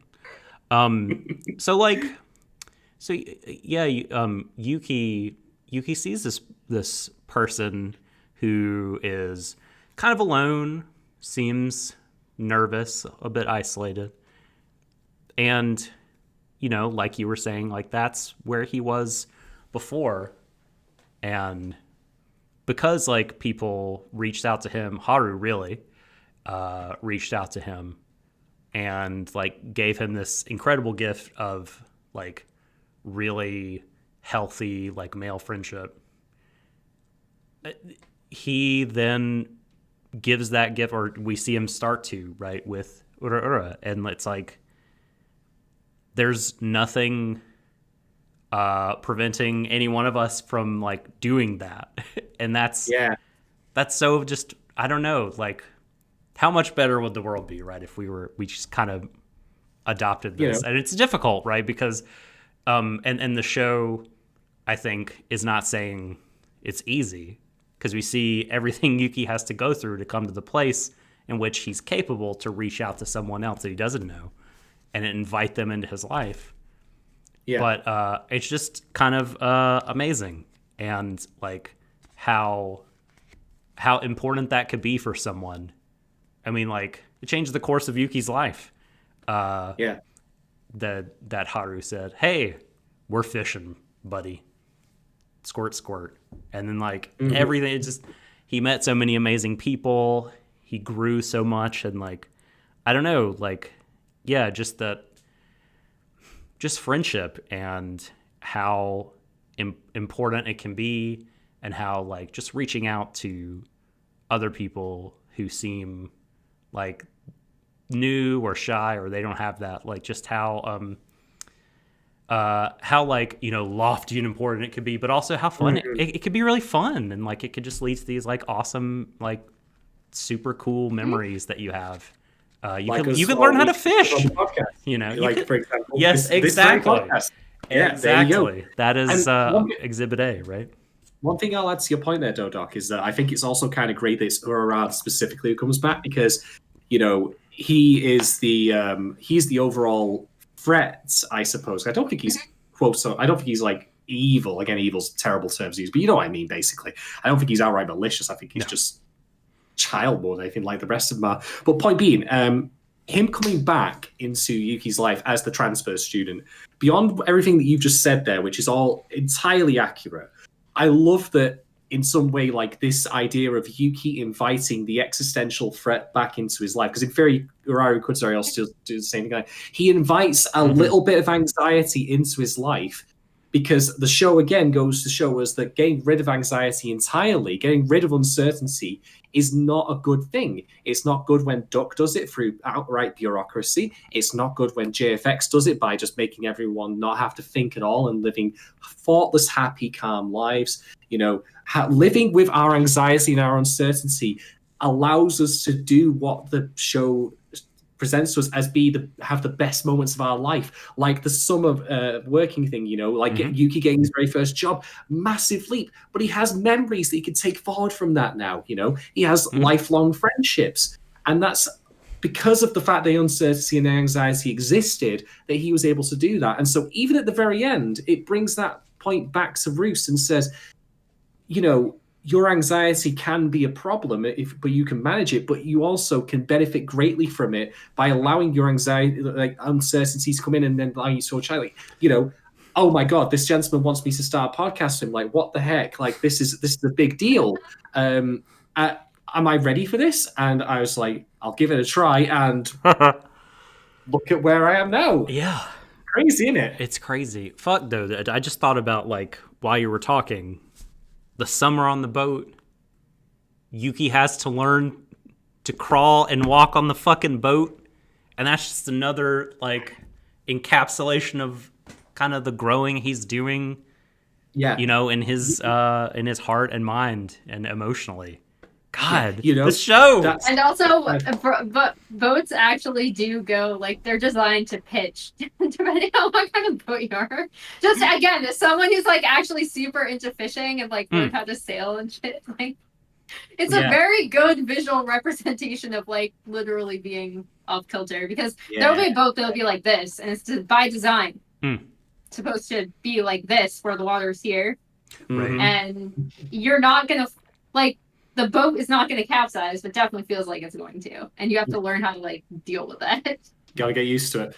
Wow. Yeah. But yeah, like I, on top of all that, though, Doc, what you said, I think also it's important to know, like, when we say about bringing the point home and getting across, the show never makes it look like anything's easy. And I think this relates to something you said before about how, like, in such a short amount of time, Yuki becomes better, even though he's. I mean, again, anxiety is something that you manage. Right. Obviously, it's not something you just get rid of. You mitigate it.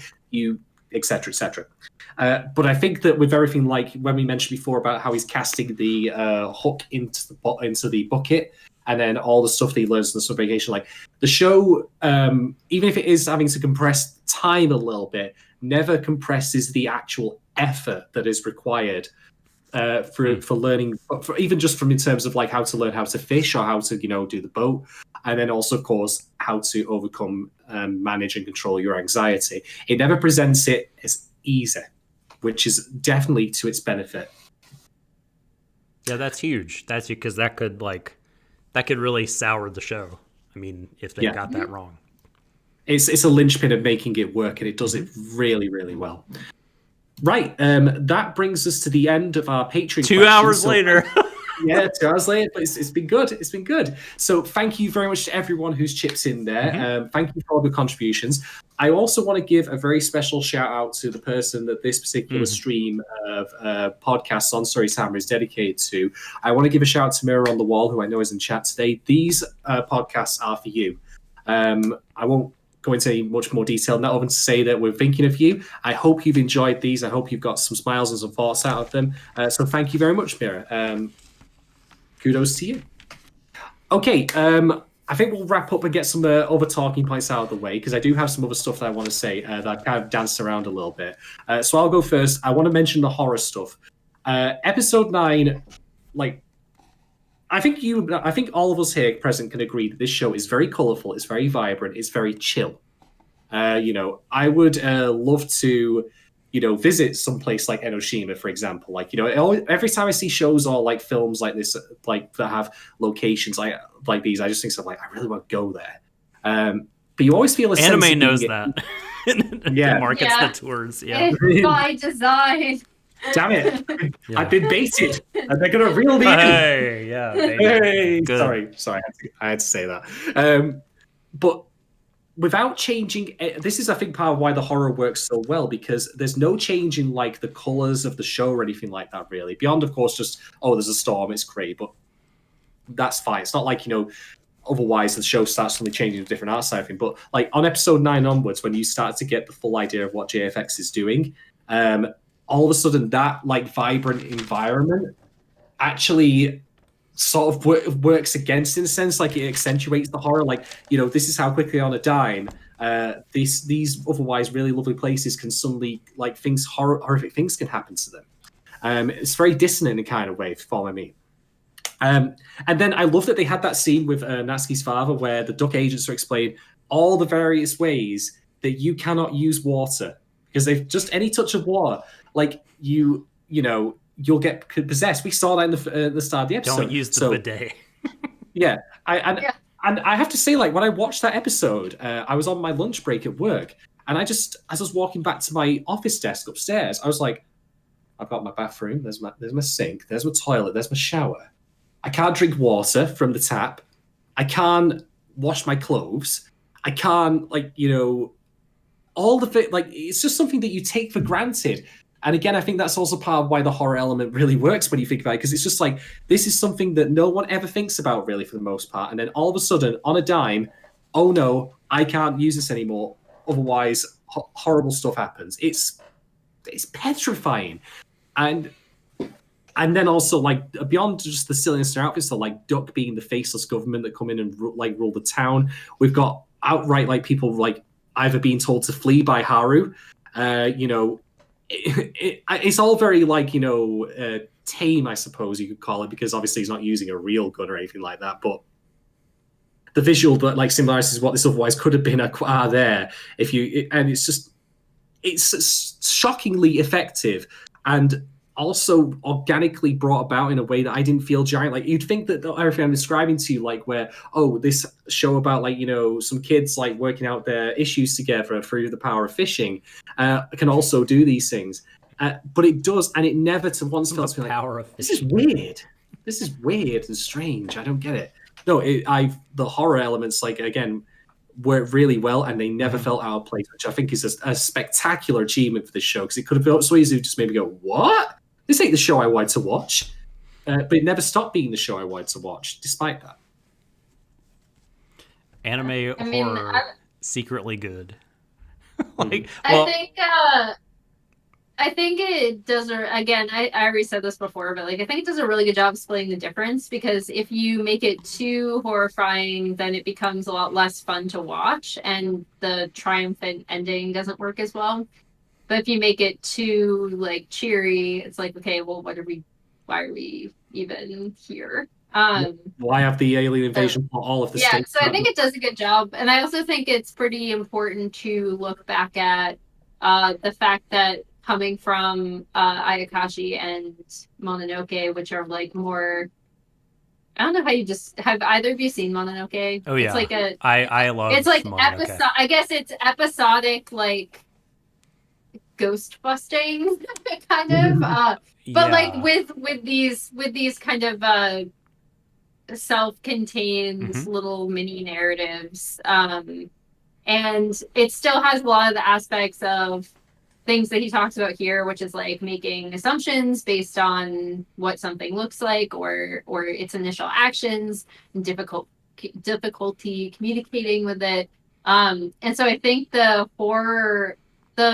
balance of horror, and the fact that also typically most Japanese horror tends to be a lot more based in like either atmospheristic kind of things, or just more firmly based in like a juxtaposition with reality where something feels really off. I think he takes a lot of those elements, those core like horror elements, and then transports them into a really colorful show, and somehow manages to make it to split the difference so that the funny parts don't seem fake. They are actually like incredibly charming, and the horrifying loss of agency does end up being like, oh shit, like this is serious and real and very scary, despite the fact that all you're doing is dancing in the street. So I think that is, another reason why the show is like the David Bowie. Just so insanely successful. Here's Duck's armored personnel carriers, which are in the Duck decor, but look pretty damn realistic, and it still just gets me. I'm just like, this is bizarre. This is like watching like a video game play out, but in real, what is otherwise the show's real life, where you put your custom decal on your car or whatever, and it's so strange to see it like that, but it works for it. It really does. Yeah. I recommend Mononoke really highly. Like, worth seeing, really good. Yeah. Worth owning. Beautiful, beautiful show. Like, I think it's like a harsher show. I mean, the first, like, there's a lot of two-part stories, and like the first two-parter is about like miscarriage, and that's like I can't, like, I kind of can't go there again. Personally, like it's rough, and a lot of the things that they like, the characters, like some shit happens to them, but it's like in keeping with the aesthetic, because like it just sort of, everything sort of seems like a fable, and fables tend to be pretty like old fairy tales, not the sanitized versions. They tend to be kind of harsh like that. So I don't know, it's just pretty cohesive kind of thing. But that's that is really interesting that you point out the similarities, because they totally are there with this element of Tsuritama we're talking about, but it's just it's like not teased out, but like you could see like, oh yeah, the Mononoke guy, he made this. Yeah, he worked on it. Yeah, I think you can definitely, first of all, just visually draw, even though the shows look completely different, right? Like Mononoke reminds me a bit of oh my god, Count of Monte Cristo, in terms of the way he uses like patterns and stuff. Right. But it's not as garish as that. Yeah, it's not. There's not as many discordant patterns like you're matching up. But it's kind of. And I love Gankutsuo, but it's Yeah, hard to that's look what at. the Japanese name is. Yeah, Uh-huh. Genketsu. Yeah.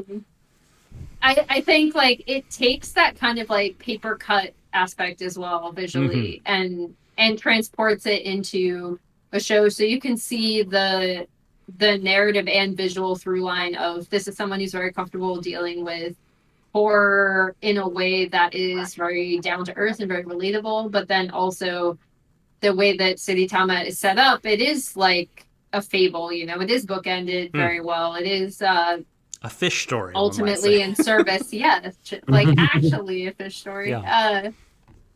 Also, another thing I want to point out that Shadon was talking about regarding color scheme is that it's another really cool thing that the show does, just based on the way it designs everything in like color blocks, is that for the almost the entirety of the fishing scene, the final like fishing scene, everything is really muted and is muted in a way that basically if you had this in a program set up, you would just set the actual tone of the show darker, right? Like it's not like the colors aren't saturated darker. It's like everything has like a gray filter over it.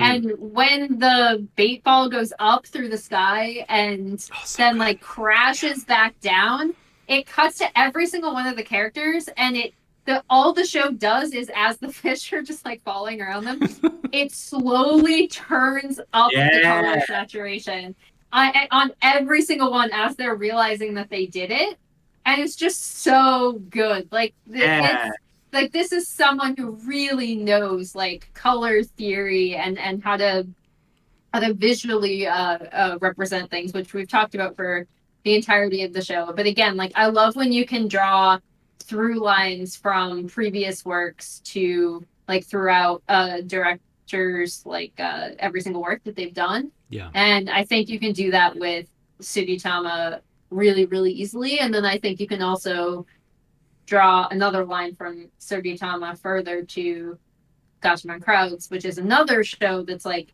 incredibly colorful for an express purpose. Oh, and back to Trapeze, even though it's rotoscoped, it's like there's so much color. Oh, well, yeah, that shows a cornucopia right there, kaleidoscope even. Okay, do either of you have any other talking points you want to bring up? Gosh, we've said a lot. Yeah. We have. I mean, I don't know. Like, it's sort of counter to some of the things I've been saying. Like, there's a scene here in episode 10 that is great. Like, but it's like, it's one of those things where it's like, this is not a show where you're meant to like think about like the scientific details of everything. Like you kind of will not get the most out of it if you do that. Like the Haru kind of, breathing through like he waters himself with his own tears. Like if you think of, and you're like, wait a minute now, what's going on here with this fish alien able to breathe the tears, and like what's happening here with the ontology, like, but fuck all that. Like it's just it really like poignant, like touching, awesome scene where you get to see the sweetest boy like cry, and then that good cry like fuels him and rejuvenates him, and he's able to do his dance and help everyone. It's also just so important for his character too, because like you said when you were talking about how to his whole narrative and the way he like deals with people, he has this very like false like I'm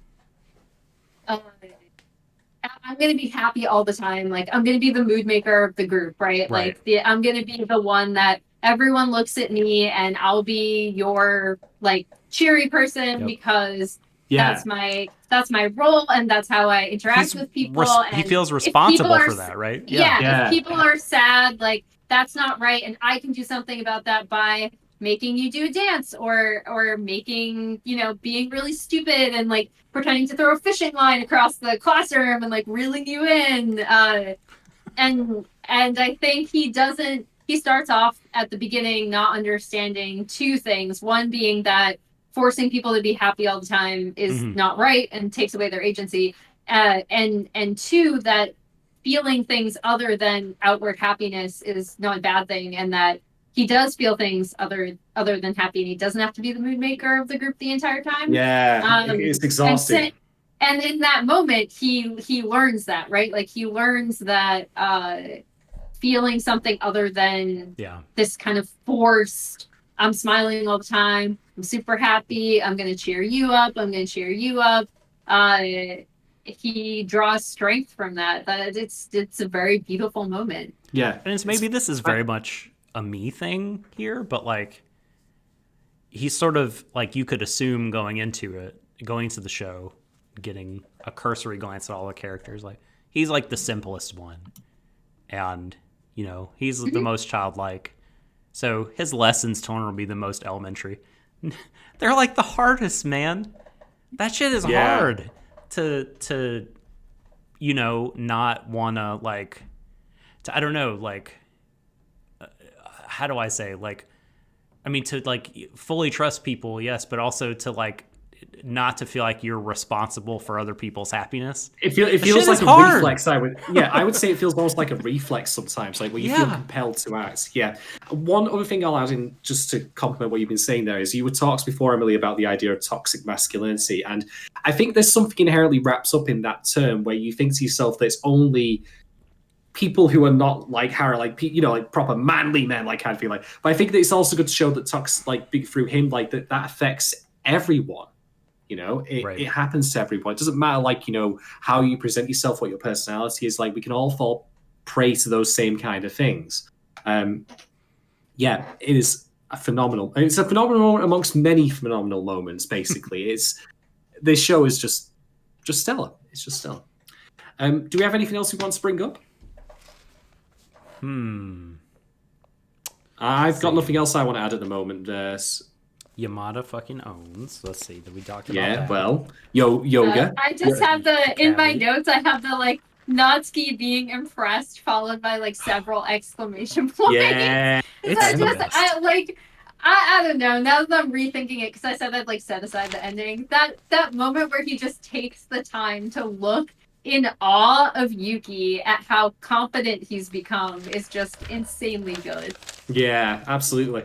Yeah, it's, I don't know, man. There's so many great small moments too.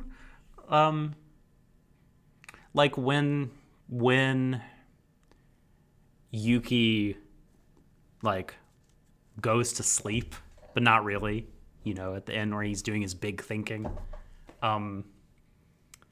And Haru, like, you know, stands up for him, like, hey, something important's going on here. He's not slacking, he's not sleeping. It's like, it's just cool that, like, I don't know, other people have to adapt to Yuki too. Like, he's not the one who, like, always has to, like, you know, change who he is completely 100% all the time. Like, he, like, in his anxieties and quirks and kind of the different way he copes and goes through life, like, other people can learn to, like, live with that too and incorporate that. Like, it's, man, everything is so good. And, like, just, man, I just teared up in the final scene when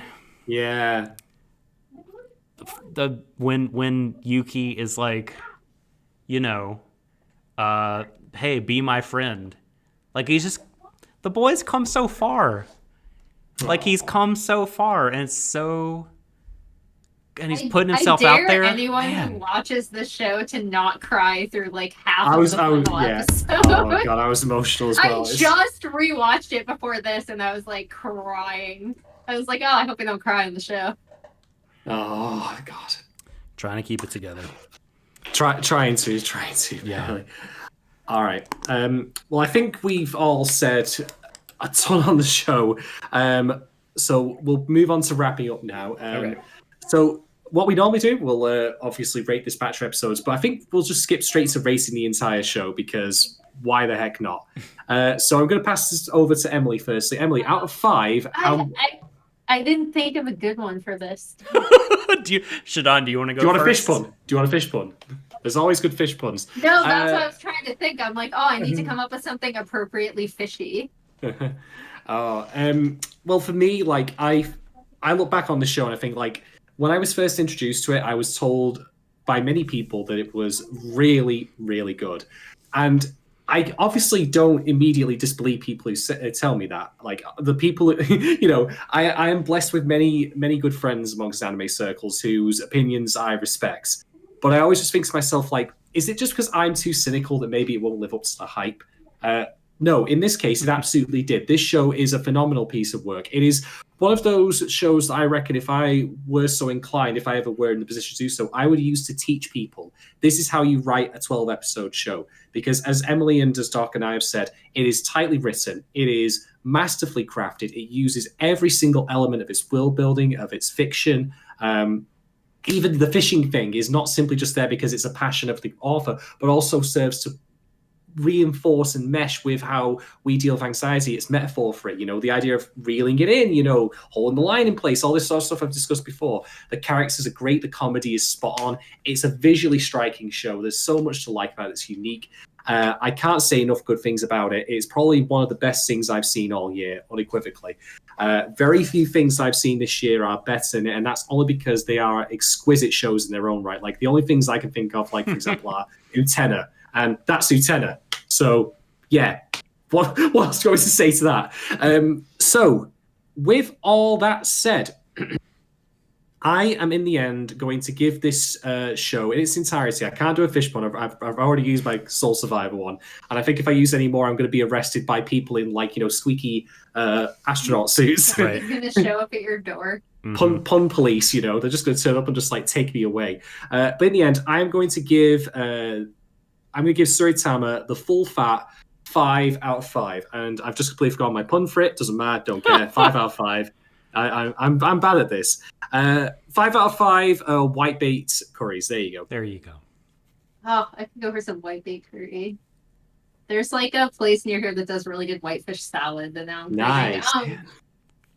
Seafood. Because I miss a lot of things from back east, and one of them is good bagel food.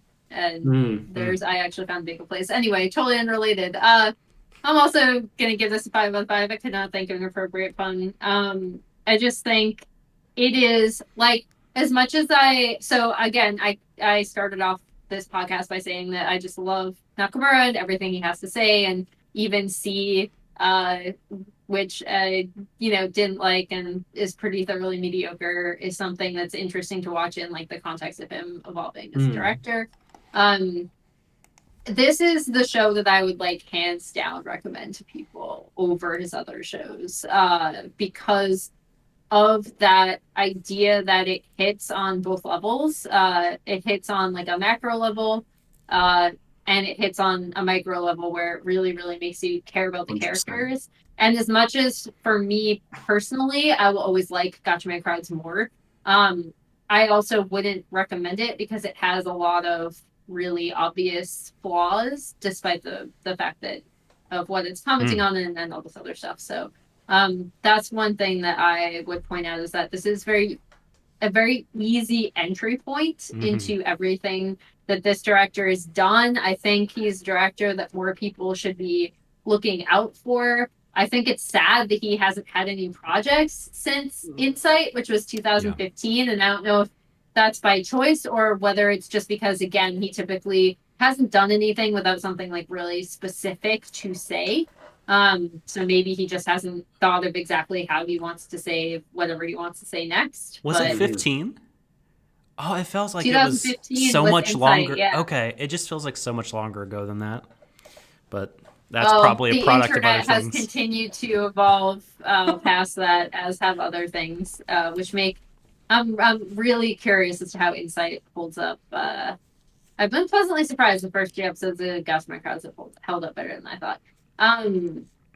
But yeah, I mean, if there's anything that I would want people to come out of watching Tsuritama, it's that not only is this a good show, but that his other stuff is worth checking out. And this is someone that has a lot of really interesting things to say, and also that in its simplicity, Tsuritama is not lesser, because I feel like a lot of people have this attitude of something that's saying something really important has to be like dark and serious and have some sort of like tortured angst portion of it. Yeah. And there are parts of the show that are like remarkably painful, despite the color palette. And I think if people are looking at just the way the show looks to tie it into one of the overarching macro narratives of the entire show, they're missing out on a lot, especially with what the show has to say. So, I need to finally watch Gatchaman Crowds.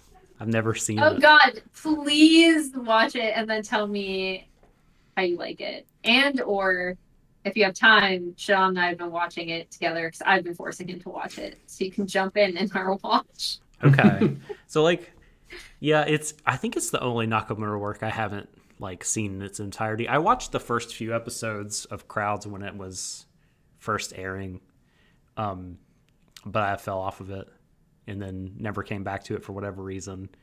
But it's on sale for a very, very nice price in Sentai's holiday sale. It's like $10 on Blu-ray for the whole thing, both seasons. Oh, that's a steal. It's so cheap. That's a steal. Pick it up. I'm very like I picked up Flip Flappers for like $12. Yeah. And I picked up Monthly Girls Nozaki-kun for $12. But I'm probably gonna go back and get Gatchaman. I don't think it's gonna. Hopefully it will not be out of stock when I jump back in to pick it up later. But I really want to see it. Because like you, I mean, I'm sad that he's kind of fallen off the map. And I hope he returns and wows us with something cool. And yeah, I mean, just to echo a lot of what you're saying, like this is probably like aesthetically, it feels weird to say because it has such a look. Tsuritama, it distinguishes itself visually really well, but like compared to most of the other stuff, it's probably his least experimental visual work. So that's kind of, I think, what does make it a good entry point, like you said. And then just like the softness and goodness herein helps as well. So but the show, I mean, it's 5 out of 5. Like, it is. I mean, I've said that the other portions of the show are 5 out of 5. I'm not going to deviate. It's 5 small beta fish, small blue betas out of 5. Because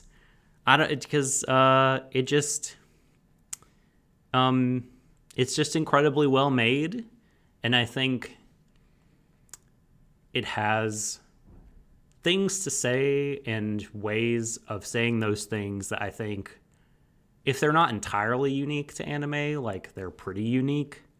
Because I don't know, I mean, I can't really think of a show that approaches kind of male intimacy and toxic masculinity and things like that as one of its major themes and things to deal with in quite the way that this does.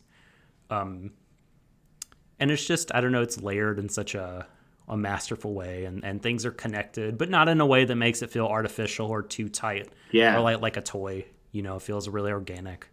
And it's beautiful to look at. It sounds great. It's a treasure, and it's, it's very sadly out of print. Like, it's very, very expensive to get a hold of now. I just about managed to get it on DVD. Ooh. Just about. But it's also now no longer on Crunchyroll either. Crunchyroll, if you're not going to realize it's a show, which, I mean, I get it. It's an 8-year-old show. I mean, it sucks, but you should. But if you're not going to, take down all the stupid links to it. When you Google that show, you get Crunchyroll links, and you're going to get excited. Like, oh, this is a show I can watch right now? Nope, it's not. The fucking link is still up on Anime News Network. Like, if you go to their encyclopedia entry, it's like, watch on Crunchyroll now. But you can't. So please, sort that shit out. Yeah. Delete that's the way it is. I know. Well, they have other things to worry about, right? Yeah, I was gonna say. Oh, it's fine. They'll just keep on making slavery apologia. They've been pretty good at that. Oh my god. If that counts as being good at something. Just sort out the back end of the database. That's a small thing. That's a thing you could, I don't know, that would be helpful for me. I don't know. I feel like I get excited like about like a Ultraman show or whatever being on there, and then it's just not anymore. It makes me sad every time. So I think basically what we're all collectively saying here is try not to suck. I know maybe that's a bit of a tall order, but we'll see. Anyway, that brings us to the end of the podcast. Just going to do a bit of wrap up here. Firstly, if you've enjoyed this and you want to support us financially to help us create more shows like this and also get involved with the creation of it by deciding what shows we pick and asking us questions like what you've heard on this particular podcast, pop yourself over to patreon.com/Warui Deshou. $3 tier gets you on second stream. We have $2 tier as well and $5 tier. All of them give you Discord access to our wonderful community. We've had some of the patrons here in our chat today whose contributions have always been excellent. So thank you all so much for both your questions, your discussion, and also, of course, your money. Just going to say. But yeah, thank you for everything. Your this support. wouldn't be possible without you. If you are in turn, of course, listening to this on the free and still wish to support us anyway, that's totally fine as well. Times are tough. Every penny or every cent, wherever you may be, counts. And if you want to therefore support us, just drop us a subscribe on YouTube, on Apple Music, SoundCloud, etc., etc. Sorry, Spotify even as well. We're not on SoundCloud anymore. We've abandoned it. We've abandoned it. I need to update my cue cards. I'm sorry, they're really outdated. So here's me giving shit to Crunchyroll about that, updated stuff. Yeah, do feel free to drop us a subscribe, and all that on various places. You can follow us on Twitter at Warui Deshou as well. I'm going to also just now say to Emily, thank you very much for joining us. Yes. It's been the third time we've had you on now, but there's not been a single time. It's not been a pleasure. It's the fourth time. Fourth time? Yeah. Wait, is it the fourth time? Because I Promise Neverland. Oh, God. Yeah, well, there's a couple Franks. There was a Promise Neverland. And the Stars of My Soul. This is the fifth time. My memory's shot. That must be all the booze I've drank that's just gone straight. I forgot about the time I came back for Frank's, honestly. That was with James, too. Yeah, you should have. Unfortunately, we just brought the memory back. I'm really sorry. Yeah. Go men about that. The most traffic I get to my blog is still those flower posts I did on Darling and the Franks. Boy, man. You've actually given me the most amazing point for a segue here. So again, thank you very much for your contributions. Would you be willing to plug yourself? Tell people where they can find your written work. Oh yeah, so if you want to see me talk about anime or as of recently, a lot of stuff about a Korean pop music group called Stray Kids, you can follow my Twitter at AJ4th if you're interested in esports. I'm an esports journalist who is trying to discover what they're going to do next after the entire ESPN vertical shut down. You can follow me at League of Emily if you're interested in League of Legends whatsoever. My anime blog is for me in full bloom at wordpress.com because I still am too cheap to actually buy the domain name, which actually might change because I noticed that they changed the classic editor. You can't use it anymore without a plugin. And now I might actually pay just so I don't have to use the new editor part, which is a lot more like a Medium blog, which I don't like. Right now, I'm actually going through all of my drafts and re-editing them just so I can continue to use the classic editor, but you can't use the plugin with free WordPress. Anyway, that was too long. I'm not even worth following, guys. Let's be real. I just ramble like this. Perish the thought. But yeah, I think I can speak for Doc on this one, Emily, that we'd very much like to have you back in the future for other shows as they come up. I'm not doing anything right now. I'm sure we'll come up with something. If you vote Neverland, for second stream, then that be a good chance to get Emily back in because we know she likes to Promise Neverland. I do love Promise Neverland. Don't say never to Neverland. I'm up for it. But anyway, Doc, over to you. Again, thank you very much for always being a part of this. You're a linchpin of this show, absolute bedrock of it. Where can people find you on the internet? At the Subtle Doctor on Twitter. And that's it. I mean, I'm always checking the Warui Deshou Twitter, email, etc. So yeah, that's where I'm at. Or the YouTube comments, places. But mostly at the Subtle Doctor on Twitter. Feel free to follow and bother me about about Puro-res, Japanese pro wrestling, or like dumb video games I'm playing, Ease, or anime. We could talk about Nakamura and how we miss him. Things like that. Mm-hmm. Yeah. And as for me, you can find me at Shaden1010 on Twitter. You can talk to me about anything. Screw it. Open season. Go nuts. I don't care. It's all good. You're a brave man. I would never do that.